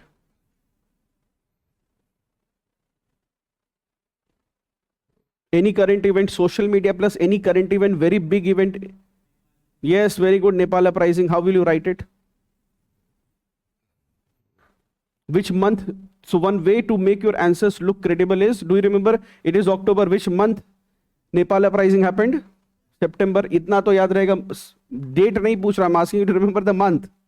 Or if you don't remember, then you write earlier this year, if the mains is in December. Now you're not having mains in December, you're having it in ideally September, but now अभी तो अगस्त में ही हो रहा है, ठीक है? And next year also I think is the same. हाँ.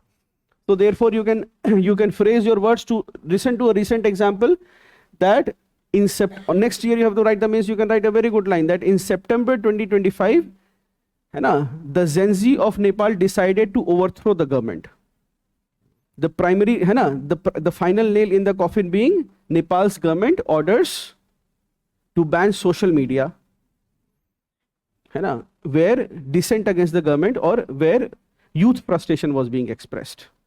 Last में जब messaging और ये सब बंद हुआ, उसके बाद सरकार को overthrow कर दिया. So this goes on to show the significance or the impact the social media has in our lives. You have given a very good recent example. Very simple ways to begin. You can also begin, may not be applicable. You can also begin with an article of the Constitution. Which article of the Constitution provides for freedom of speech and expression? Yes, Article 19. Okay. Now, if I were to begin, so in this question, this is my intro. This is what I will do it. I will solve it for you, but I want to understand what is the expectation from me. So first is if I'm going to write, see, if I write the definition, I will be writing a near static definition. The problem then with this will be how do I link it to the question that is asked? What is the question asked? The question is simply saying that in the present digital age, social media has revolutionized our way of communication and interaction. It is an observation statement. It is not the main question. I repeat, it is an observation statement. It is not the main question. Commission, and even in the interview, sometimes first line will be something and the question line will be very different. Never forget that the primary question is the question that is asked. All right. However, it has raised several ethical issues and challenges. Describe the key ethical dilemmas in this concern. This is what is asked, isn't it? So if I am defining what is social media, in the second line, I have to link it to the question or what that is asked.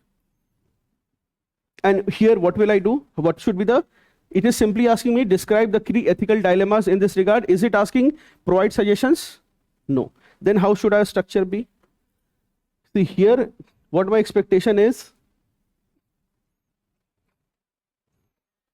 I think, writing. Achha, yes, so here I'll come to the content, but here my body, my first part is what are the ethical concerns, and do not worry too much about ethical concern versus ethical dilemma. Ethical dilemma will be in a versus format. You can also write a concern, you can also write in a question format. You can also raise questions. Very simple that what happens, who owns the data submitted to social media? And who's, so you can ask questions also. I will expect one part is a majority of the part because it says tell me the ethical concerns and the dilemmas that arise. I will expect majority of your body part to be having ethical concerns. Then in the second part, very small part, I will want some sort of way ahead. I will want some sort of way ahead. Just 2 lines maybe, because it is not asking you a lot of solutions. As of now, the commission is wanting people to focus on the question asked. Just 3-4 years back, you could write 1 page of dilemmas and 1 page with solutions, which was also rewarded. But as of now, abhi the commission is not wanting superfluous answers. It's saying that stick to the demand of the question, which you always have to do. Going beyond the demand of the question, you have to do, but in limited measure, just for that extra impact.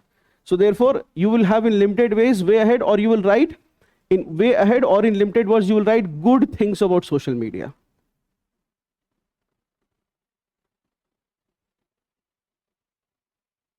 Or what is in a closing line, because you have to end on a positive note. This may very quickly merge with the conclusion. In some cases, you may be having the time and the bandwidth to write a separate conclusion. In other cases, you may slowly end with way ahead and maybe this becomes your conclusion. All right, this is the basic structure that I'm expecting from all of you. Now tell me if a quote is there. Can you give any quote? As I said, one quote which I told is, social media has become a weapon of mass destruction. Now you do not know who has said it, but you think that it is a catchy line. Where you will put it? You will put it here. You can also put it in the conclusion. That regulation, self-regulation is, in the conclusion you can write as a closing note that self-regulation by social media or big tech companies is essential for social media not to become a weapon of mass distraction, but as a tool of mass progress. एक अच्छे time में लिख दिया हमने. We can always end it like this. In the coming class, my expectation from each one of you is that the minute you are thrown a single keyword, you have to think and give me a definition of the term. Extremely important. If you see classically this year, highest marks that have been given, they have been given to very classical answers, not very dumped answers, because we felt this tremor coming for the simple reason is people were throwing too many examples. So इसलिए अभी क्या है कि बिल्कुल focus on the core aspects. If you have addressed this, you will definitely get a very good score and a good rank. That will happen. ठीक है? Now, how will you define social media? What is social media? Now, when I say define social media, I don't want to tell me a line about it. Sir, social media is websites where we talk. I don't want something very pedestrian, something very first line of thinking. I need a second order thinking and a third order thinking. How do you define a term? How do you define a term? You define a term by using few things. One is a noun, second is an adjective assigned to and if possible a verb. Noun means what it is. Adjective means its characteristic. And verb means what it does. What it does, what it did, etc. Is this clear? पहले I will not get to social media. मुझे अभी ये आपके आने के पहले एक बच्चे ने अभी कॉपी भेजी फ्रेंच रिवॉल्यूशन की. Let me just ask you, I want you to define French Revolution first. Everybody has studied? Yes or no? नहीं पढ़ा है अभी कुछ बच्चों ने? ठीक है. Just tell me what it मतलब फ्रेंच रिवॉल्यूशन को ही चलो डिफाइन कर, किसी भी टर्म को ले लो, एक डिफाइन करते हैं. Then we'll come to social media. What was the French Revolution? Is it a what is it? Is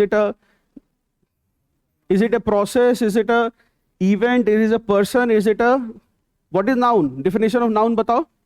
Person, place or a thing. Very good. Person, place or a thing. You can also add process. उसको भी we can say a noun.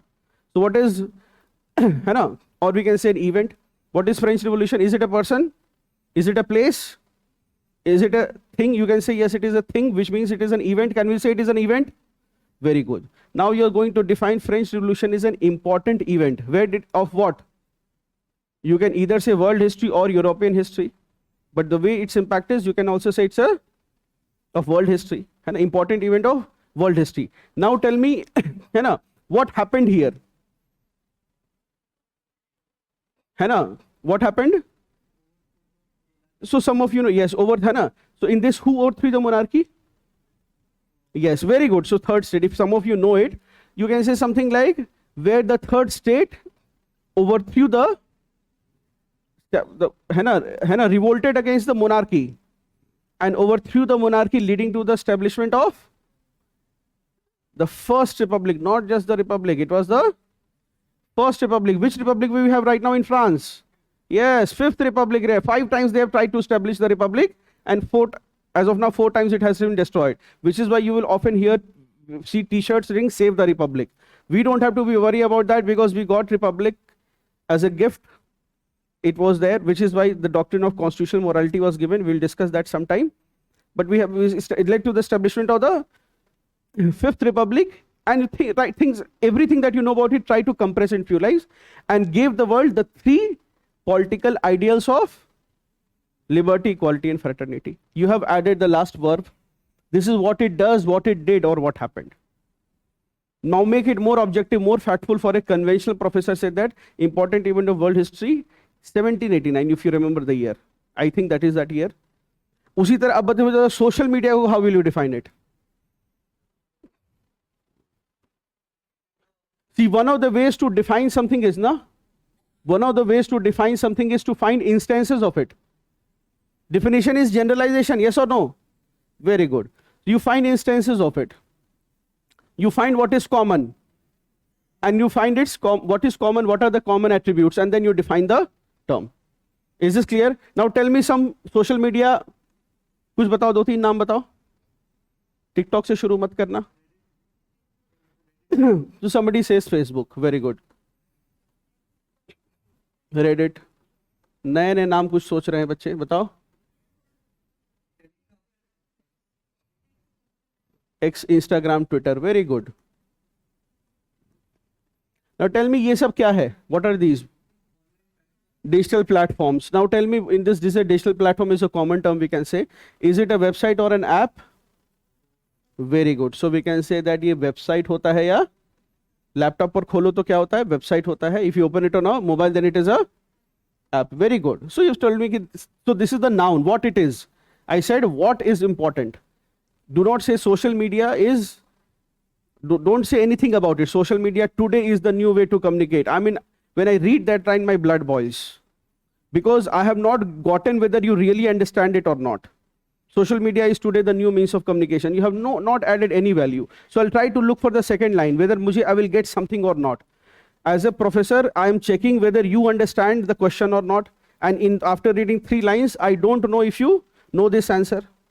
And in the mains exam, what is happening is, what is happening is that you may have studied and gone, and 90% people may not have studied and gone. First mains people. Your copy and other copies, they will all be the same, and you have not written it. So I feel that you also don't know it. Isn't it? Achha, what do you do on social media? Interaction. So if you see what sort of interaction, you tell me, interaction is a vague word. You tell me what did you do today on Instagram पे क्या किया बताओ? View किया. So that is called consume. View images और है ना? What else? किसी ने photo post किया? ये सब UPSC aspirants हैं. ये silent spectator वाले हैं. Tell me. Yes, create content. Very good. Create or generate content. है ना? Yes, very good. Share and interact or communicate with others. Right? This is what you do, isn't it? And what do you create, consume, etc.? What do you do? What sort of things are shared or content? Very good. Content is a broad term. What type of content? You can say text. और क्या share करते हो? Image. और तीसरा क्या? अब कुछ लोग कहेंगे सर मैं गाना गा के टेलीग्राम के ग्रुप में डाल के निकल जाती हूँ, उसके बाद ग्रुप बंद हो जाता है, बाकी लोग भी छोड़ देते हैं. Right? So you can do that, but broadly I say that, है ना?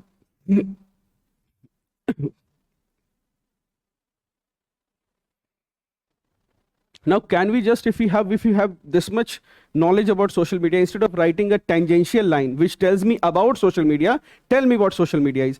Can we now say with what you have contributed that social media refers to app and website based digital platforms?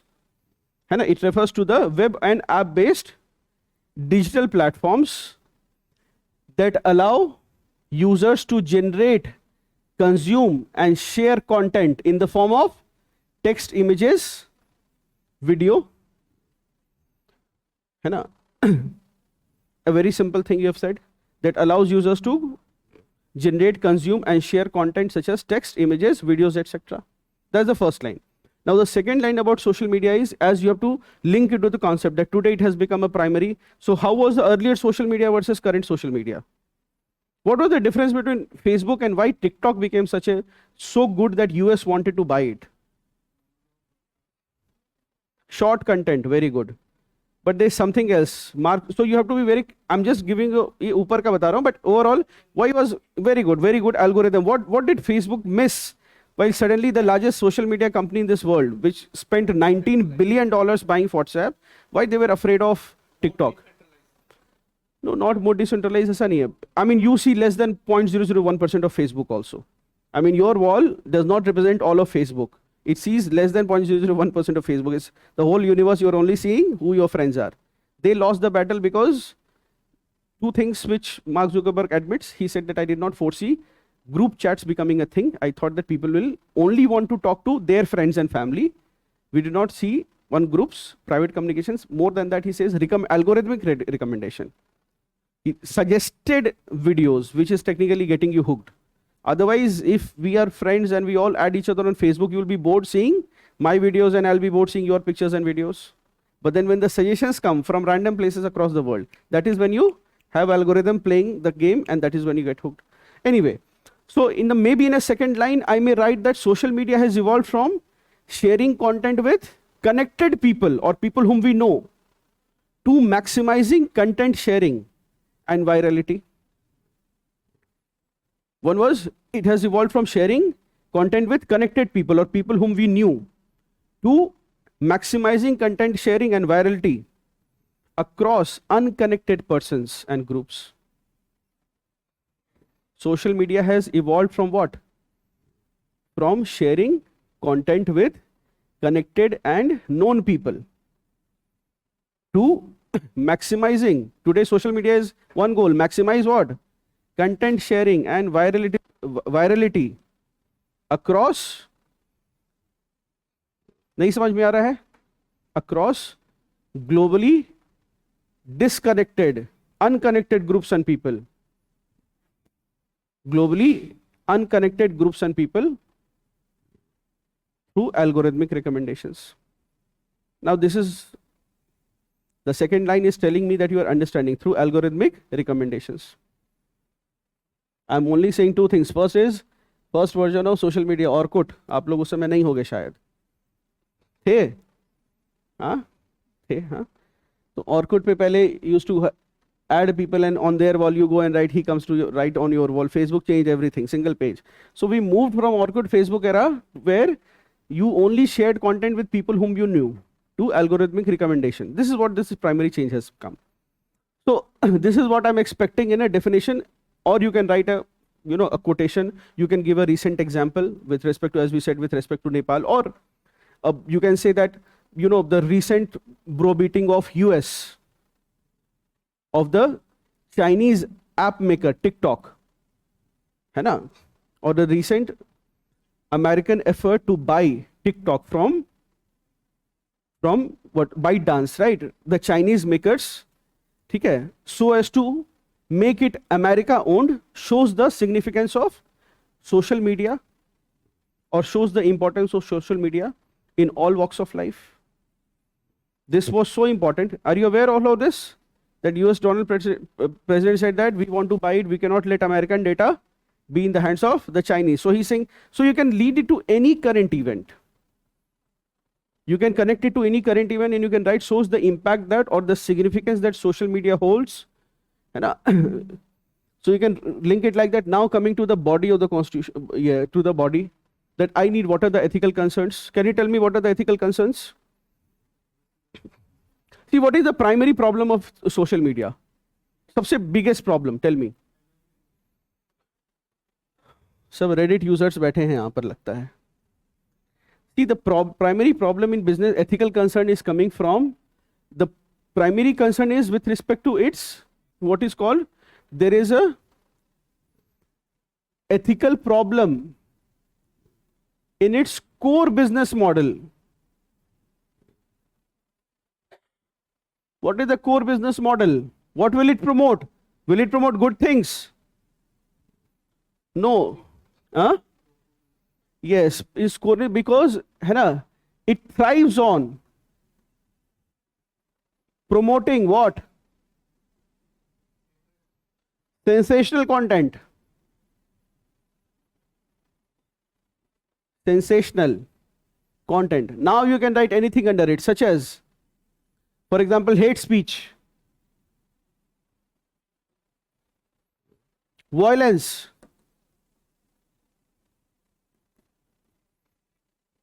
जितना sensational रहेगा, है ना? ये क्या कह दिया मोदी ने? अब देखो, सब क्लिक करके देख रहे हैं. ये पढ़कर आप दंग रह जाएंगे. Now, even normal print media will start doing it. The web version of print media is already doing it. These 5 things you need to know for your heart health. Huh? 10 ways to get AIR 1 in UPSC. 3 ways to get. 10 में तो चलो ठीक है, you need to write an article. but 3 qualities you need to get AIR1. तो ये तो title में ही पहले क्या होता है, ये टाइटल में डाल सकते थे, है ना, that perseverance, patience and dedication is needed to get AIR1, says for example rank 1. Earlier this was these, if you, and if now it's time, if you don't have these 3 qualities you can never become a topper. अब पढ़ोगे कि भाई कौन सी 3 quality और मुझ में है कि नहीं, right? So one is that, है ना, core business is that it permits, thrives on promoting sensational content. Second is, for example, we can say that its business model is it treats its users as the product sold. Why do you use a certain social media platform? Because there are not just free, because there are other people, which is why it's very difficult to start a social media company. People will join where there are other people. So it treats its customers as the product sold. What are you selling on your platform? You're selling your users. Yes, apart from that, there are ethical concerns with respect to, for example, you can say, तो 3 concerns लिख लेते हैं. One is, है ना, while social media companies, SM companies, they host the data. What do? They host the data, plus commercially benefit from it. Do they or do they not? You use Instagram to see other people's pictures, not Instagram's published pictures. Other people's have published and you want to see, so it hosts the data, plus commercially benefits from it. Does it not?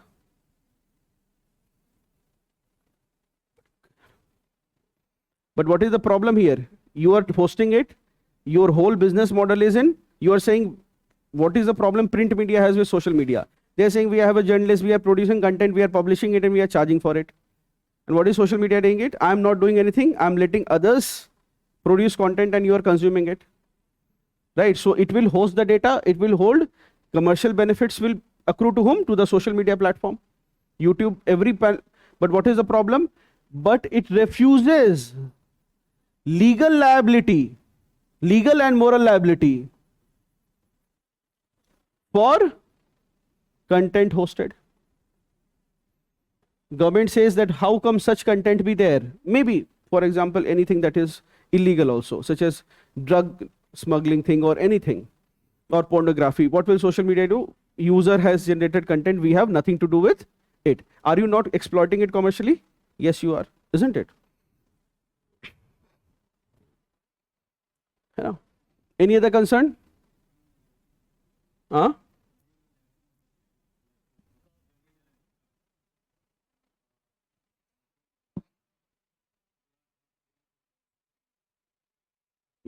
So what was the first word you say? Okay, ठीक है. We'll come to that last point, ठीक है. See, currently what is another ethical concern is that today 90% of news is consumed via social media. The whole problem in Australia is that people consume the news on WhatsApp or something, somebody shares a link, or on Facebook or on Insta. So they will, all the news, how are they getting? Through a certain social media post. They are not visited a wallstreetjournal.com or a times.com, nothing like that. They've gotten a forward. That is how everybody is consuming news. But refuses to accept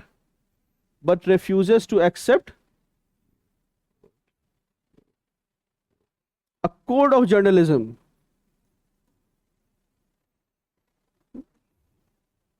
Australian media, the whole tussle happened in Australia. They said that fine, if we are also given that liberty to create any content, we can also get the sensationalism. But here you are promoting content and you are not willing to accept any code of journalism. You will write a fake news and you will not even have an apology. The user will simply delete it when people will point it out, isn't it? Then there is also ethical concerns with user data exploitation without consent, such as the whole thing we came to know about this through the Cambridge Analytica case, right? User data exploitation without consent. Then other concerns such as right to privacy concerns. Then there is ethical concerns with respect to, with respect to mental health of users. I'm sure some of you would be feeling it. Mental health of users, where social media has design features that makes it addictive. Social media has design features that makes it addictive. Next का button नहीं होगा, सिर्फ scroll होगा. No button, you simply swipe and then you get a fresh video coming up, right? So it takes the liability of mental health of its users. Why? Because it has design features that makes it addictive. Next, focus on increasing. Focus on increasing. What does it try to increase? User engagement and revenue maximization.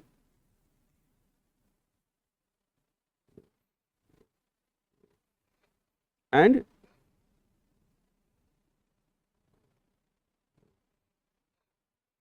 increasing user engagement and revenue maximization, but no adequate investment on self-regulation tools. अब हो रहा है वैसे ये सब. No investment on self-regulation tools. What do I mean by self-regulation tools? Yeah, right now your phone and Apple and all, they have started, right? They're not social media companies, but Apple has started, Android has started that if your screen time is this much, then they show a warning. They have also started. For example, Instagram has said that now teen accounts will be labeled as teen accounts, which means that those things are self-regulation, tools of self-regulation. For example, you should be able to set in your social media account that if I'm overusing it, I should get a warning. What other concerns are there?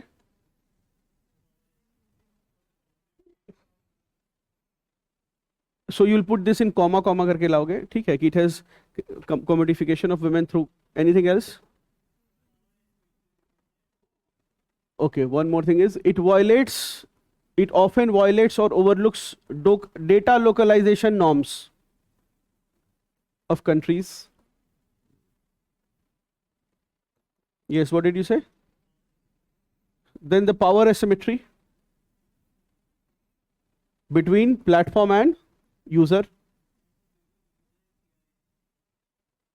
Then no, it is not covered under Consumer Protection Act, as users are not paying for the service.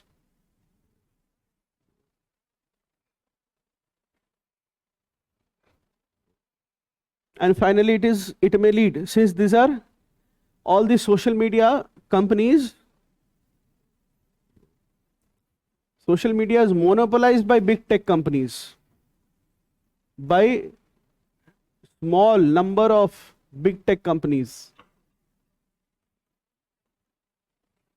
Right? There's a small number of handful. Social media के लिए बहुत platform नहीं चलेंगे.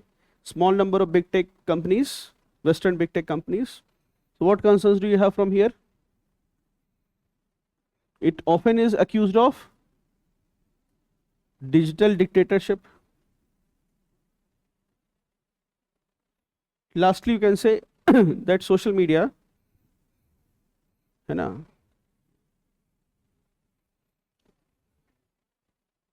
moral policing on social media, ठीक है, cancel culture भी डाल सकते हो, emerging, yes, yes. It has also become an avenue for without having an adequate controls, and you put all the things, cyberbullying. अब कुछ भी पेपर टू का जबरदस्ती के लिए मत डालो. कहाँ से जुडिशियल एक्टिविज्म बोल रहे हो? अभी डाल दो, ओवररीच डाल दो, भर्ती घोटाला डाल दो, जो मन में है डालो. अब I'll come to that. ठीक है. Cyberbullying. Yes, it has created new avenues for cyber crimes. It has created new avenues for cyber crimes without investing in adequate tools for users to protect themselves, without investing in or without creating tools for users to protect themselves.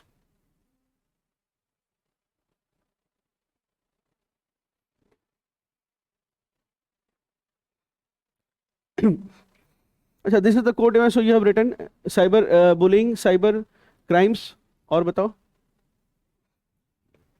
online students.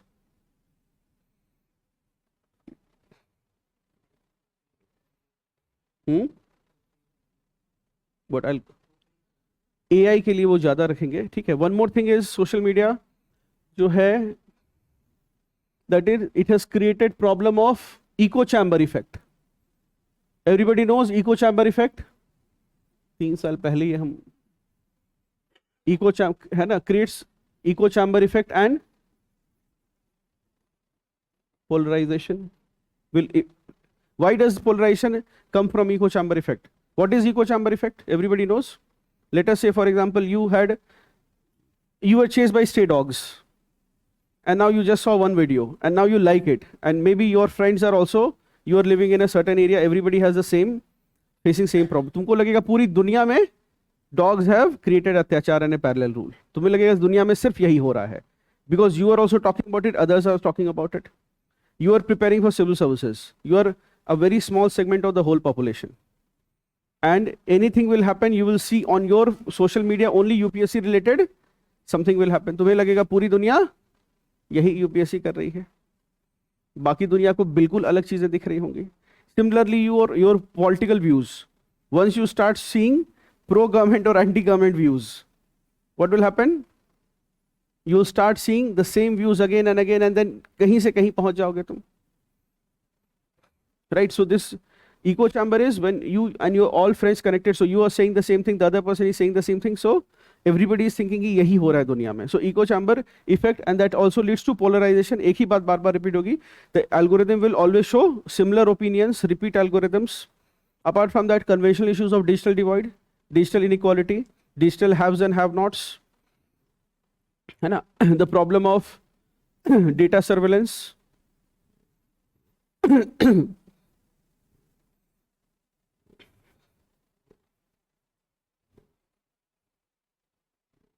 And social media has created a new generation of problems also. What is this? Who benefit in social media? The coaching has teachers, social media has influencers. Very good. It has created a new section of influencer economy. Right? Influencer economy. Where what is happening? Paid promotion will happen. Politically biased views will be shown. Without disclosure कि मुझे इस party से पैसे मिले हैं.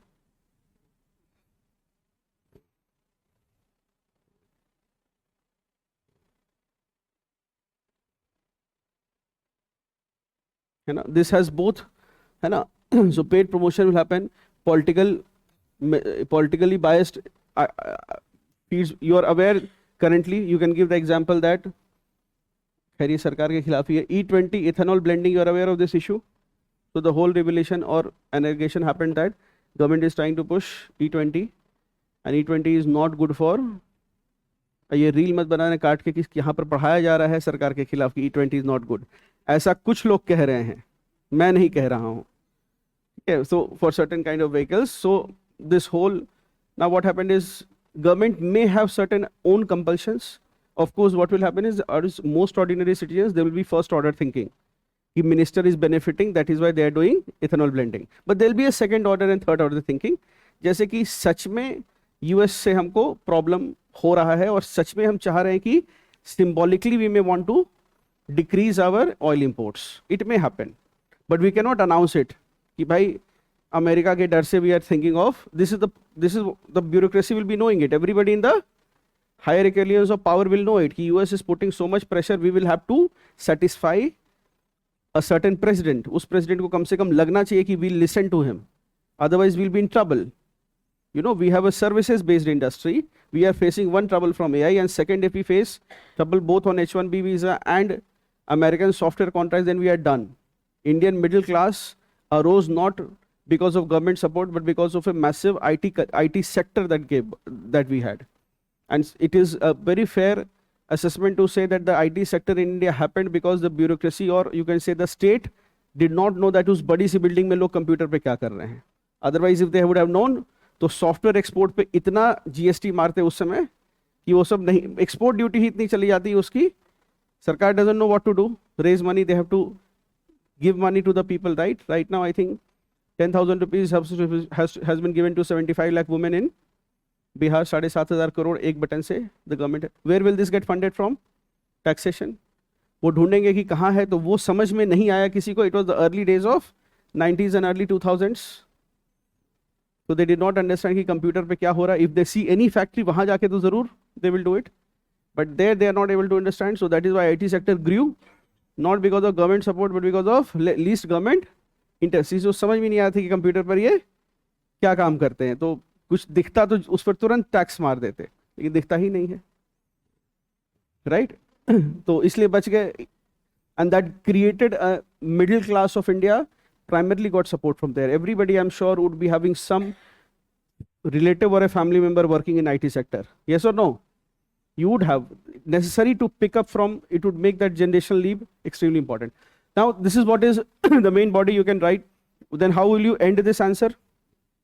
The demand of the answer is very simply saying that you just discuss the ethical concerns and dilemmas.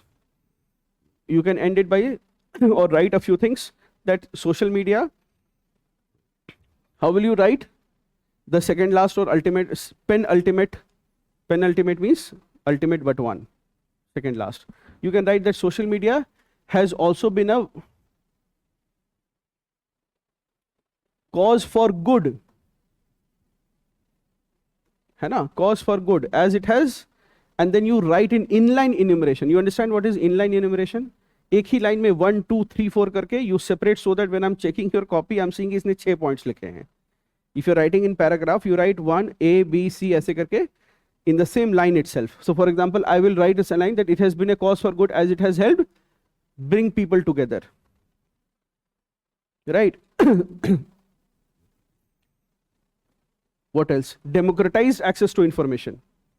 B. Now these are all allied ideas. They are not very distinct points, which is why I'll write them in a single line. That it has democratized information. And as a consequence of this, C. What will I write? Usi line mein.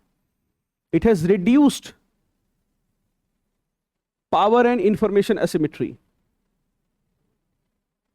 Right? What else? Ek do good? Hai na? Yes. Very good. You can say demolished publishers and broadcasters monopoly. And then in bracket you justify it. Anyone with a camera phone can start a channel without government permission. What is the catch line of YouTube when they launched it? Ab to khair nahi pata hoga. When YouTube started, everything has a catch line, right? Forum has we build officers. YouTube ka kya tha? Broadcast yourself. Earlier, what did you need? If you want to broadcast yourself, you have to get a permission from the government, heavy equipment and whatnot. 10 तरह के compliance, 3 साल में permission आएगी. तब तक तो तुम्हारा video he, you lose relevance. Today, what you can do? If you find it, you immediately, yes. So therefore, it has empowered anyone with a camera phone. है ना? Provided new avenues of, है ना? Provided new modes of, or helped people realize true freedom of expression. It has helped people realize true freedom of expression. अभिव्यक्ति की आजादी जिसे कहते हैं कुछ लोग, है ना? You ask some people, why are you dressed like this? He will say, ये मेरी freedom of expression है.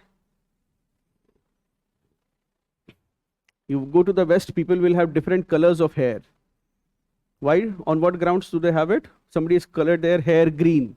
Somebody has colored it red. Somebody has a very, why? This is their abhivyakti ki ajadi. Right, so you can end saying this, you can end on this, and then you can have one final line. You have you have written all the good things. You can write 1 or 2 lines in suggestions. What, tell me 2 3 suggestions. Yes, for example, social media, है ना? Social media must, for example, adopt A, self-regulation. B, prioritize People over profits. People over profits. C, build tools. Build tools to enhance user self-control. Build tools to enhance user self-control. D, address privacy concerns. तुम कह रहे मेरे data क्या हो रहा है, उसको बोलने दो, है ना. E, comply with data localization norms. E, comply with data localization norms. And thus can be a force for good. Right? Can we write that? बस इतना हो गया.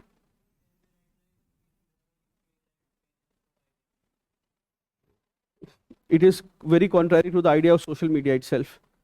I mean, the minute you say that you need an Aadhaar linked identity on social media is finished. Then people will migrate to a platform where they can be anonymous, right?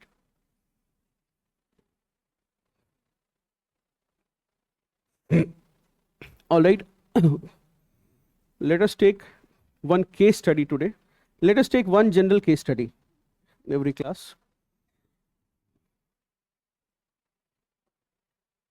Very simple case study.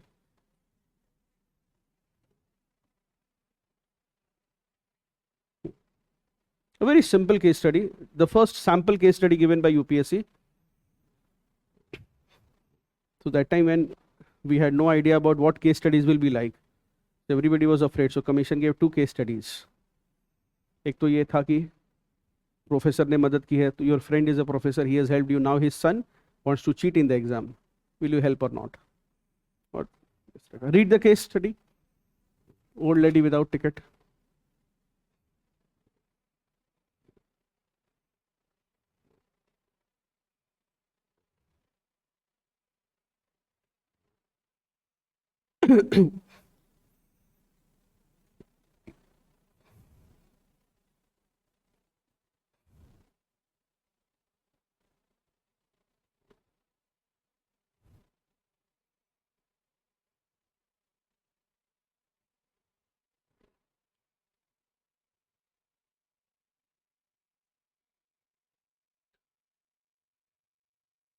You will be getting, I think, GSAP students are also here. You are there, GSAP. So you will be getting 3 assignments that will be shared with. कब मिलता है assignment? Class के बाद. So today you will be getting 3 assignments by, yes.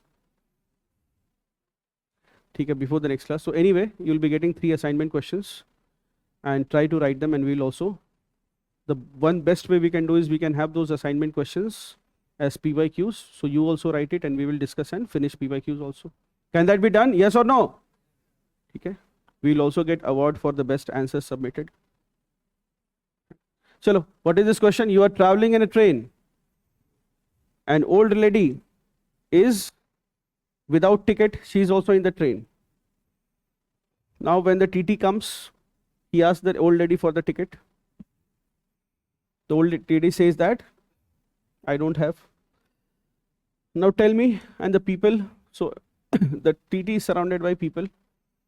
What will the people say in such a case? Batao? That will depend a lot on which area you are coming from. I'll tell you very honestly. So values will be your values, and what is normal ethics or what is normal morality will depend on which area you're coming from. If you're coming from a very organized, prosperous part of the society, then you will have your answers very different, and don't be ashamed of it. And if you're coming from जहाँ सब बिना ticket के चल रहे हैं, बोलेगा कि adjust कर लेना चाहिए. So you have 2 choices, right? So what do you think people will be telling the TT?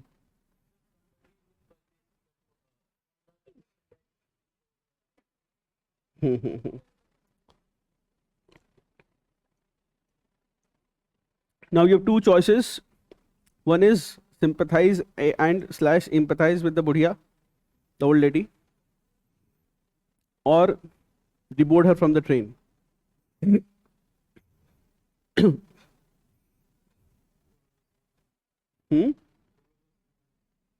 इसके लिए पहले एक चीज लिख लो, write down ethical dilemma once, because you'll be doing it.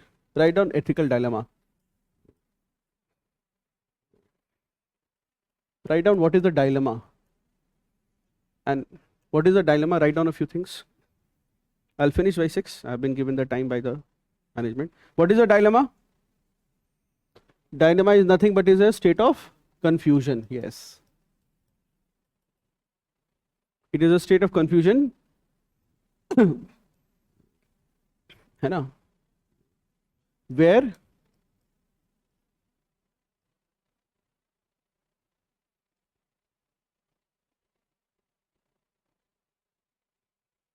state of dilemma is a state of confusion where a person has to choose. A person has to choose between two or more equally desirable or undesirable. Has to choose between equally desirable or undesirable choices. There is no there is no moral principle involved. There is no moral principle involved. Give an example. Such as choosing between an iPhone and an Android phone. No question of morality. Don't make it a question of morality. Yes, sir, I prefer iPhone because I choose aesthetics and hard work. Right? Don't go. Or I choose Android because it is an open system and I am all for open source. ये सब एकदम simple iPhone और उसमें कोई ethical dilemma नहीं है. कोई ये नहीं सोच रहा है कि अफ्रीका में क्या एक्सप्लॉयटेशन हुई होगी इस फोन को बनाने के लिए. सब देख रहे हैं सस्ता कौन है. Some people say कि यही है सर मेरा एथिकल डायलेमा, दैट पेरेंट्स को कितना फाइनेंशियली बर्डन करना है.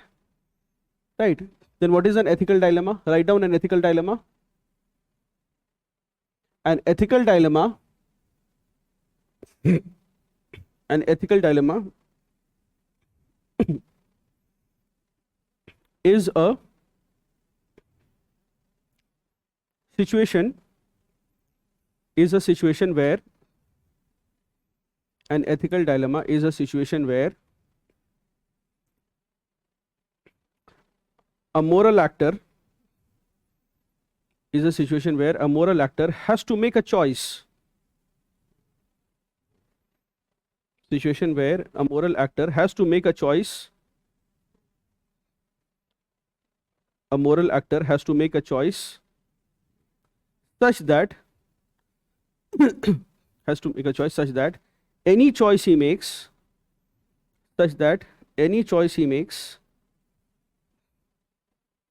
will violate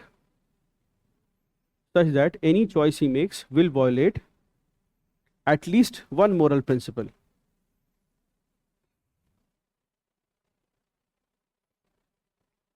Any choice he violates will violate at least one moral principle. Is this clear? Now, when I have told you this definition, after next year, now nearly 8-9 months from now, when this question will be there, then I don't want a stupid answer like ethical dilemma is choosing between two rights or ethical dilemma is choosing between two wrongs. I want one line in every answer. When you are defining a term, please, when the professor is reading it, he should be satisfied that you know. And see, all of every line that you read, it is a reflection of how many seconds, minutes or hours you have thought on it. Don't give the impression that the student has not even thought 1 second on it and is simply written about it. So I'm expecting, what is the problem in ethical dilemma? Compromise of at least one moral value. It is not between choosing between two rights. उसमें कोई ethical dilemma नहीं है. If there is choosing between two rights, there is no problem. Sometimes it is choosing between two wrongs. Because the minute you choose any wrong, some wrong you have committed. So sometimes it is with choosing between two evils and one has to make the choice of lesser evil. You can say that with ethical dilemma. Ethical dilemma is a case of choosing between two evils with the expectation of choosing the lesser evil. An ethical dilemma is necessarily followed by guilt. Write down a line. है ना, an ethical dilemma is necessarily followed by guilt no matter what the choice is. An ethical dilemma is necessarily followed by guilt no matter what the choice is. कुछ भी कर लो एक अफसोस होना है.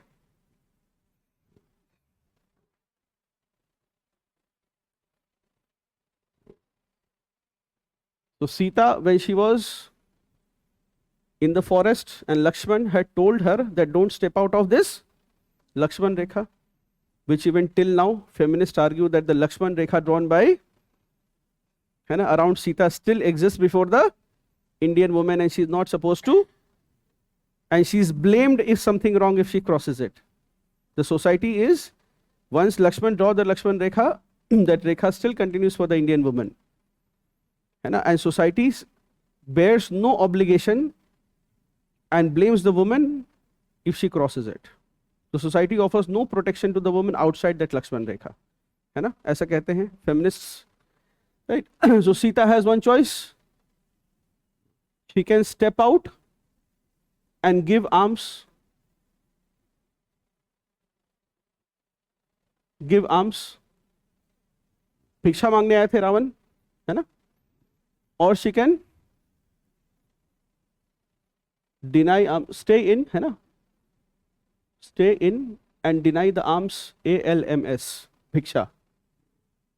Two choices. Sita को भी डायलेमा आया होगा, राइट, कि क्या करें.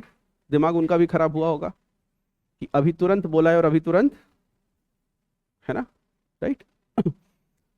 See here, what moral principle or rule should you, if she steps out and gives alms, then what does she do?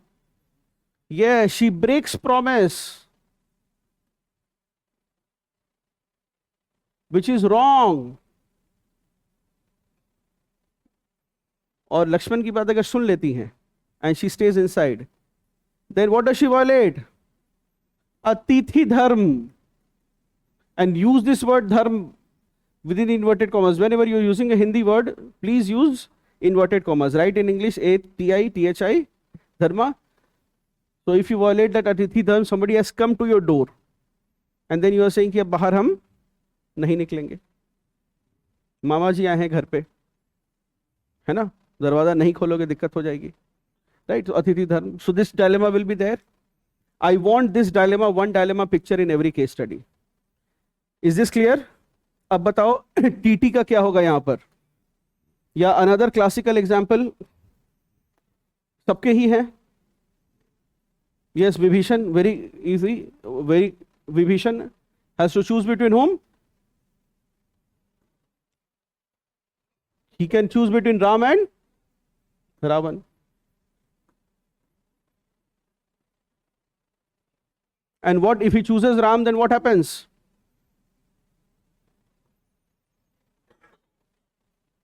भ्रातृ धर्म, भाई का के टुवर्ड्स जो ड्यूटी है, या his duty towards his brother, towards his family, that he will violate.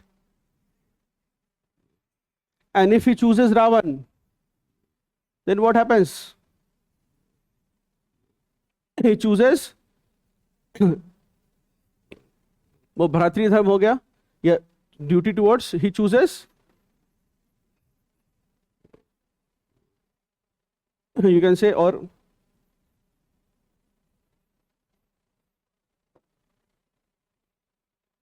yes, when he chooses Ravan, what does he violate? What value he gives, है ना? He supports a wife stealer accomplishing crime, so therefore he will have his own dilemma.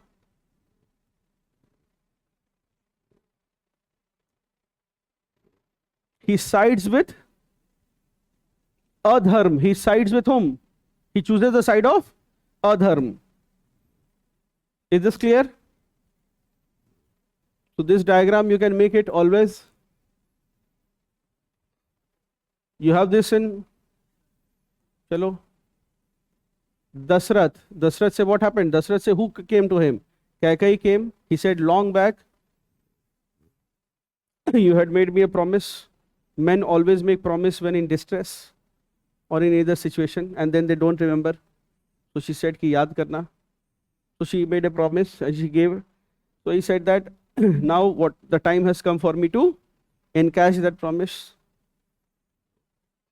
So she said that, and what did she want? That instead of not Ram but Bharat, her son would be the king of Lanka नहीं अयोध्या. लंका बोल रहा है. अभी video आ जाएगी तुम्हारी, कल 150 लोग आ जाएंगे यहाँ पर. देखो इसको.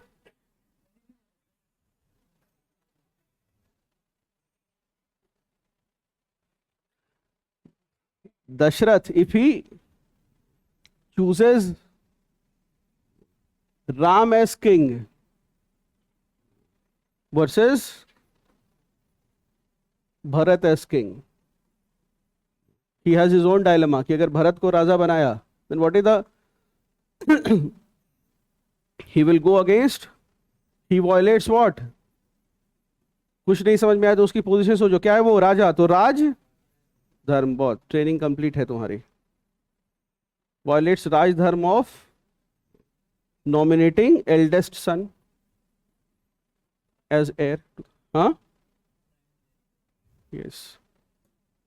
And if he chooses Ram, then again he breaks promise. Good word for it. He commits the crime of, he leads the path of asatya. उसने सत्य को छोड़कर असत्य का रास्ता चुना. Is this clear?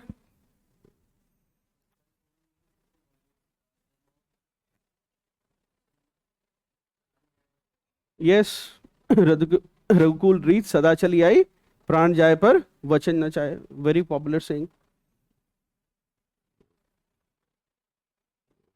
You can say that he violates the Raghukul Reet of keeping vachan. Right? When you write these words, you put it in inverted commas. अब तुम अपने पर आ जाओ, भूल जाओ कि तुम दशरथ और सीता हो. तुम हो क्या? टीटी हो यहां पर.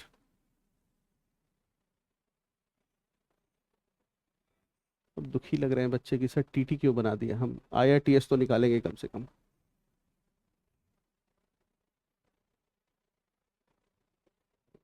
So one is that irrespective of this, एक diagrammatic representation. Remember, a case study will invariably, nearly always be a, what is the time? 30 minutes are left. Will always be where there will be TT. You can either deboard old lady from train, or you can provide her a seat, or let her stay. If you deboard her from the train, what happens?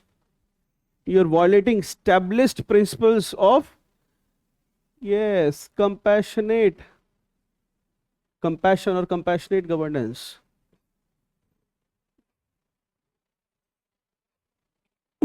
Right? His actions violate Gandhiji's talisman. What is Gandhiji's talisman? लिखो एक line. You should be able to replicate. Write down one line. Gandhiji's talisman. Gandhi's talisman. है ना? According to Gandhi or Gandhi's talisman, you write in inverted commas. Whenever faced with a difficult decision, whenever faced with a difficult decision, whenever faced with a difficult decision, always remember the face, always remember the face of the most downtrodden. Always remember the face of the most downtrodden and vulnerable. Most downtrodden and vulnerable, and see if your actions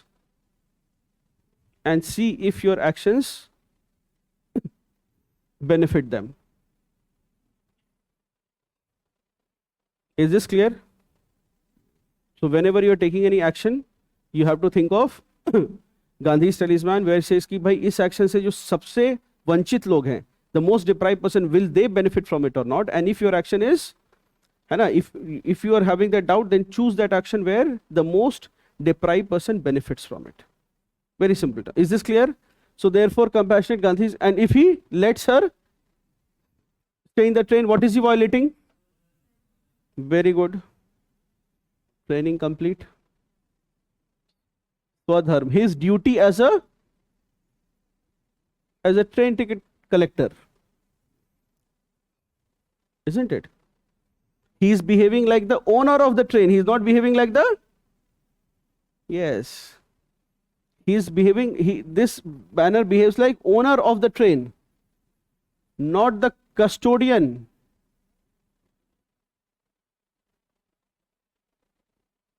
है ना?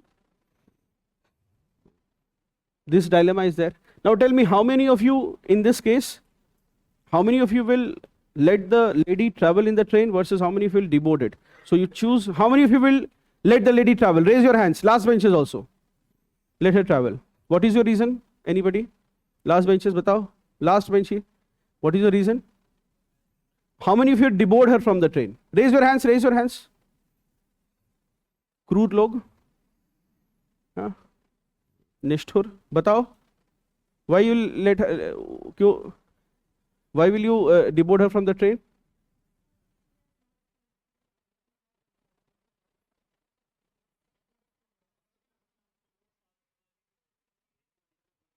Yes. So now what happens is, so she said that she's not paid for the ticket. Next day you will become famous. Then they will start calling Lady Singham and all, right? Big challenge. Big crisis. Okay, now let me, so fairly good choice as your duty as a, you understand. So, but I think majority will let her be, yes or no? Is vocal. So what happens is after some time, so public pressure will be very high that let her be in the train. So you let her be. Then after that, sometime there is a commotion, some loud noise is coming. And then what happens is you go there, ki kya hua? Then you find that that old lady is missing, and so is a young girl from the compartment. Now, how many of you will support the TT letting that old lady be? Does your answer change? And now what will the same people who said कि बैठने दीजिए इतने निष्ठुर, don't become so rule oriented? Huh?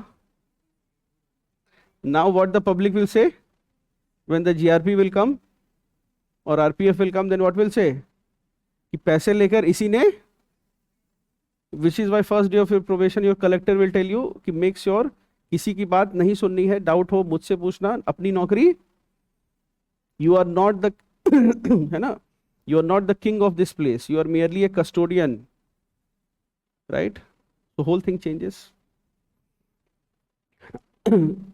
So in ethical dilemma, in any case, see, there are a few things now. How you will begin this, answering this case study? One is the introduction.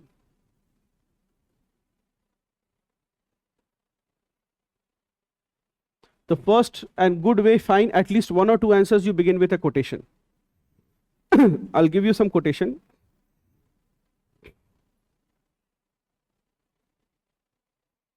Okay, I'll give you a quotation, but you can begin this with a quotation. The quotation approach that begin with a quote that hits the topic, isn't it? Hana, I have already given a good quotation. Which quotation did I give you right now? Gandhiji's talisman. Write it down and then you say that Gandhiji's talisman. The examiner immediately knows what you are talking about. Isn't it? You can begin with, see, knowing Gandhi is different and writing Gandhi is different. 10 people will know. In fact, 100 chodo, 500,000 people will know, not one will write. इसलिए even if you have this feeling कि सब लोग ये लिख रहे हैं, मुझे exclusive करना है, don't worry about that. You worry about making sure that you are hitting the bullseye. You write a very normal answer, you will do well. So you can begin your answer with a quote that hits the topic. The second way to do it is you begin with an analysis. What do I mean by begin with an analysis?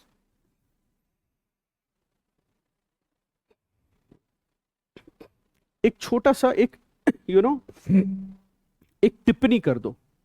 टिप्पणी कर दो मतलब what is the whole matter? The whole matter is there is poverty in this country, and there are areas where people cannot afford ticket, not because the train tickets are expensive, but because they are poor. I repeat, this is happening not because train tickets are expensive, but because people are poor. So therefore, this is the problem. Then you say, you write a very good analysis, just one paragraph, where you can say that, you can write anything like this. You can, for example, begin by saying that the Indian Railways, even after 7 decades of independence, Indian Railways remains the largest largest mass transport in this country. And in large parts of the country, per capita income remains so low that people are unable to afford train tickets. This exhibits itself in various forms, such as ticketless travel, और दूसरा बताओ ticketless travel के आस पार overcrowding in general bogie, अब third से link करो, stampedes at railway station that takes lives. You have linked all these. This is not one issue. This is a family of issues, and it's all about the same thing. The income levels are low, so therefore what will happen? It will manifest in ticketless travel, or it will take overcrowding in general compartments. It will lead to overcrowding at railway platforms and even lead to stampede deaths. And in such case, often a train ticket or a train authority has an ethical dilemma or a moral dilemma if he should accommodate ticketless travelers because they are too poor, or strictly implement the law. You can also one more dimension that in large parts of the country, or when there are their government exams, you can also say that it is often seen that students, young people, they travel without tickets, which is a sign of unemployment and lack of per capita income in the country. The below situation is a similar situation where an old lady is traveling without a ticket in a train, and a young ticket collector is in a situation of ethical dilemma. Okay, as to let her be or this. This is what I'm into. This is 1 second. The third is, yahan par kya hai? There is a tippani. What I call is a comment. You know what is a comment? It is very similar to the commentary that your relatives will be making on you right now. These are comments are general observations. देखो इतने साल का हो गया है अभी तक job नहीं गया. एकदम वैसे करके you are simply analyzing a situation and from a very third party perspective you are giving this thing. The third approach, you summarize this. And what do I mean by summarize this? Your goal is that the examiner is not reading the 2-page case study. He is reading your introduction. And when he is reading your introduction, he knows कि ये कौन से वाले का answer है. Is this clear? Or think of it that you are telling this case to your brother who is in the US, and you are not having a WhatsApp call, you are having a call, 100 rupees per minute. Now will you tell him everything? That Damayanti Devi is traveling in a train and Dushyant Kumar is a trivial ticket. You itna nahi bataoge na? You will often begin with that above is a classical case. What will you tell your sibling in a 200 per minute call? Short mein bataoge. To give a bird's eye view or summarize this. That above is a classical case before a public authority tasked with ensuring that ticketless travelers do not travel in the train. He meets a old lady who has no money to buy tickets, and the TT is in a dilemma whether to let her be on grounds of compassion or deboard her from the train, as he is no king of the train and merely he is supposed to ensure the rule of law. Simple. You have just given a bird's eye view. Any situation. This is what I call summarize this. So when I'm reading the first paragraph, you have made my task easy. You have not forced me to read the whole case study. I'm also happy. You make the examiner job happy, he will make you happy. You make his job tough, he will make your job nahi, your life tough. Okay? You do this. Then fourth approach in the introduction itself is begin with the principles involved. Begin with principles involved.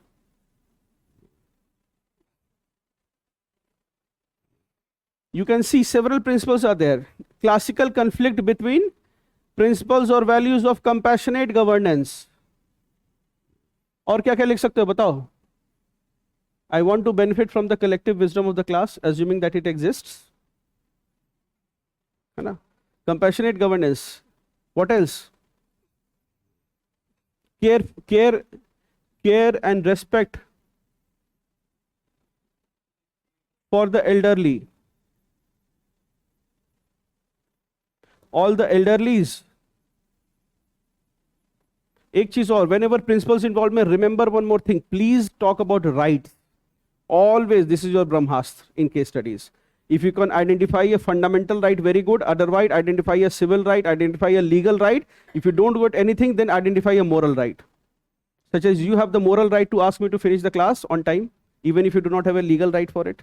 He said, 6 baj gaye.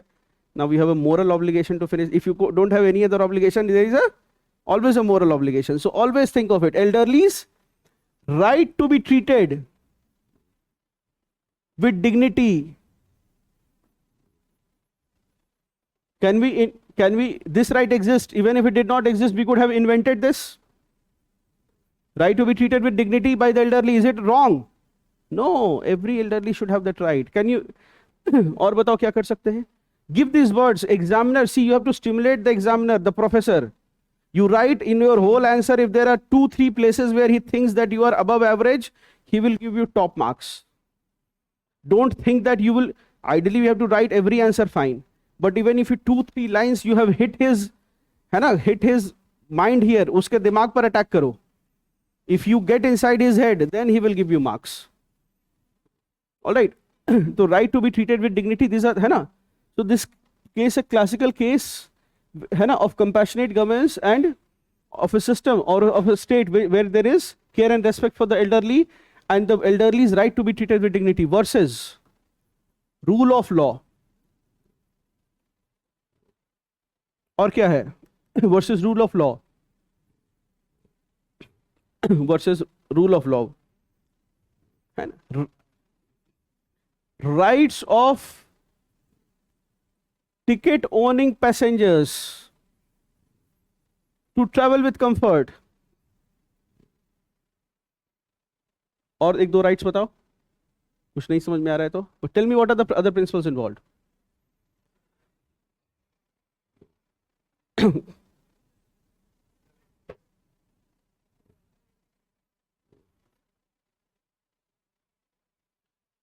Professional integrity may, I will try to differ from you here, because professional integrity to some extent you can say that it would require, but try to find some other word, because professional integrity means, ठीक है, you are right, the professional integrity means your duty है वो कैसे, ठीक है, but इस integrity की जगह if any other word you'll choose, I'll be happier. You'll say versus professional integrity of the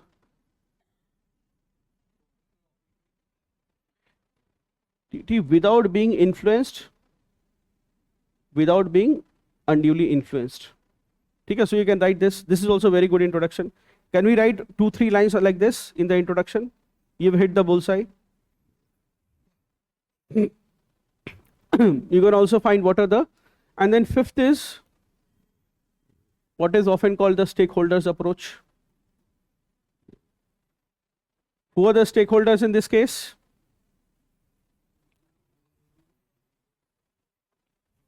Some people are murmuring, thinking that nearby people will be impressed that they know the answer, but they don't know the answer. Be loud. Yes, who are the parties involved? सबसे पहले, फिर तुम TT पकड़ रहे हो, पहले old lady is, ये बच्चा जरूर खूब अच्छी रैंक लाएगा, ये गोल क्लियर है. ओल्ड, हाँ, ओल्ड लेडी, ओल्ड टीटी हो गया ये देखो.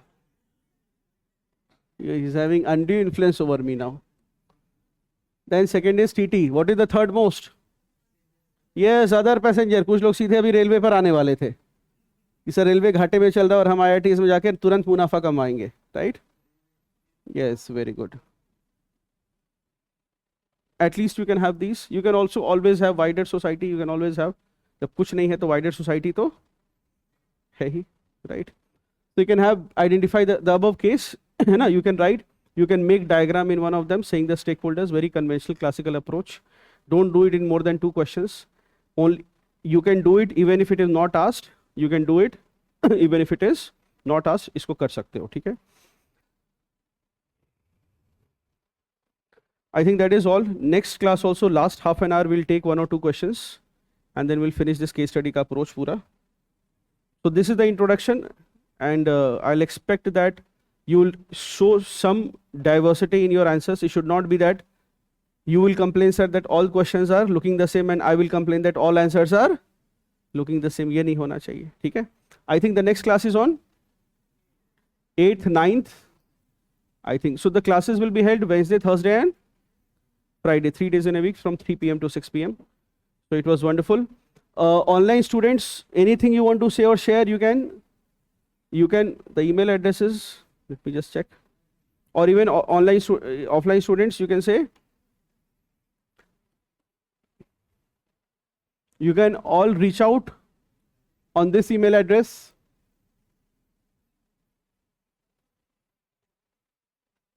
ethicsby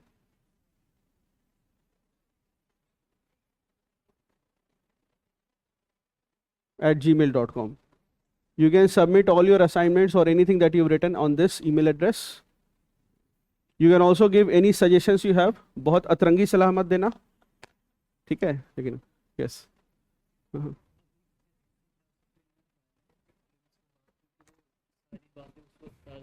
उस समय तुम्हारे पास, so he is having a wonderful question कि अभी क्लास करनी है प्रीलिम्स के बाद, तो प्रीलिम्स के बाद तो you will not have much time. So जो करना है बच्चे अभी कर लो, और don't have this fear कि कुछ याद नहीं रहेगा. Your goal should be कि अभी हर चीज़ लिख लो in a crisp, concise format, so that when you open your copy after prelims, you are not having पैरों तले जमीन खिसकना, ठीक है? And I'll give you some quotations and some examples. I think we can maintain a Google sheet or something, because dictating everything will be a little challenging. और कुछ news snippets भी देखते हैं. I'll provide you everything. So our goal will be that we are covering all the PYQs and we are having some good content, and we are doing adequate answer writing practice. And I want that in 3 or 4 classes, I was seeing some of the answers. Some of them were good, a lot of them were disappointing. So I expect that ये धीरे धीरे करके 3-4-5 classes के बाद ये थोड़ा सा उसमें सुधार होना चाहिए. It should, you will make improvement if you put effort. If you don't put effort, you will not make improvement. Be very clear with this. And enough content will be given that you will get a good at least 130, 135, 136. You can get score. That will be my guarantee to you. Make sure that whatever is being taught, you are not only knowing, but you are able to apply. So we have done ethical dilemma. The word for it is dharm sankat. Please, at least in one case study, you put it in inverted commas and use it. Knowing it is not enough. Writing it is more important. पता सबको है, लेकिन copy में लिखता कोई नहीं है. तो एक बार लिख लेना, द धर्म संकट of the TT. The examiner is fed up of reading TT सारे आंसर्स में. एक आंसर में उसको एक धर्म संकट कुछ नया लगा, he is happy. So use that word. Whatever words we are doing, try to use that.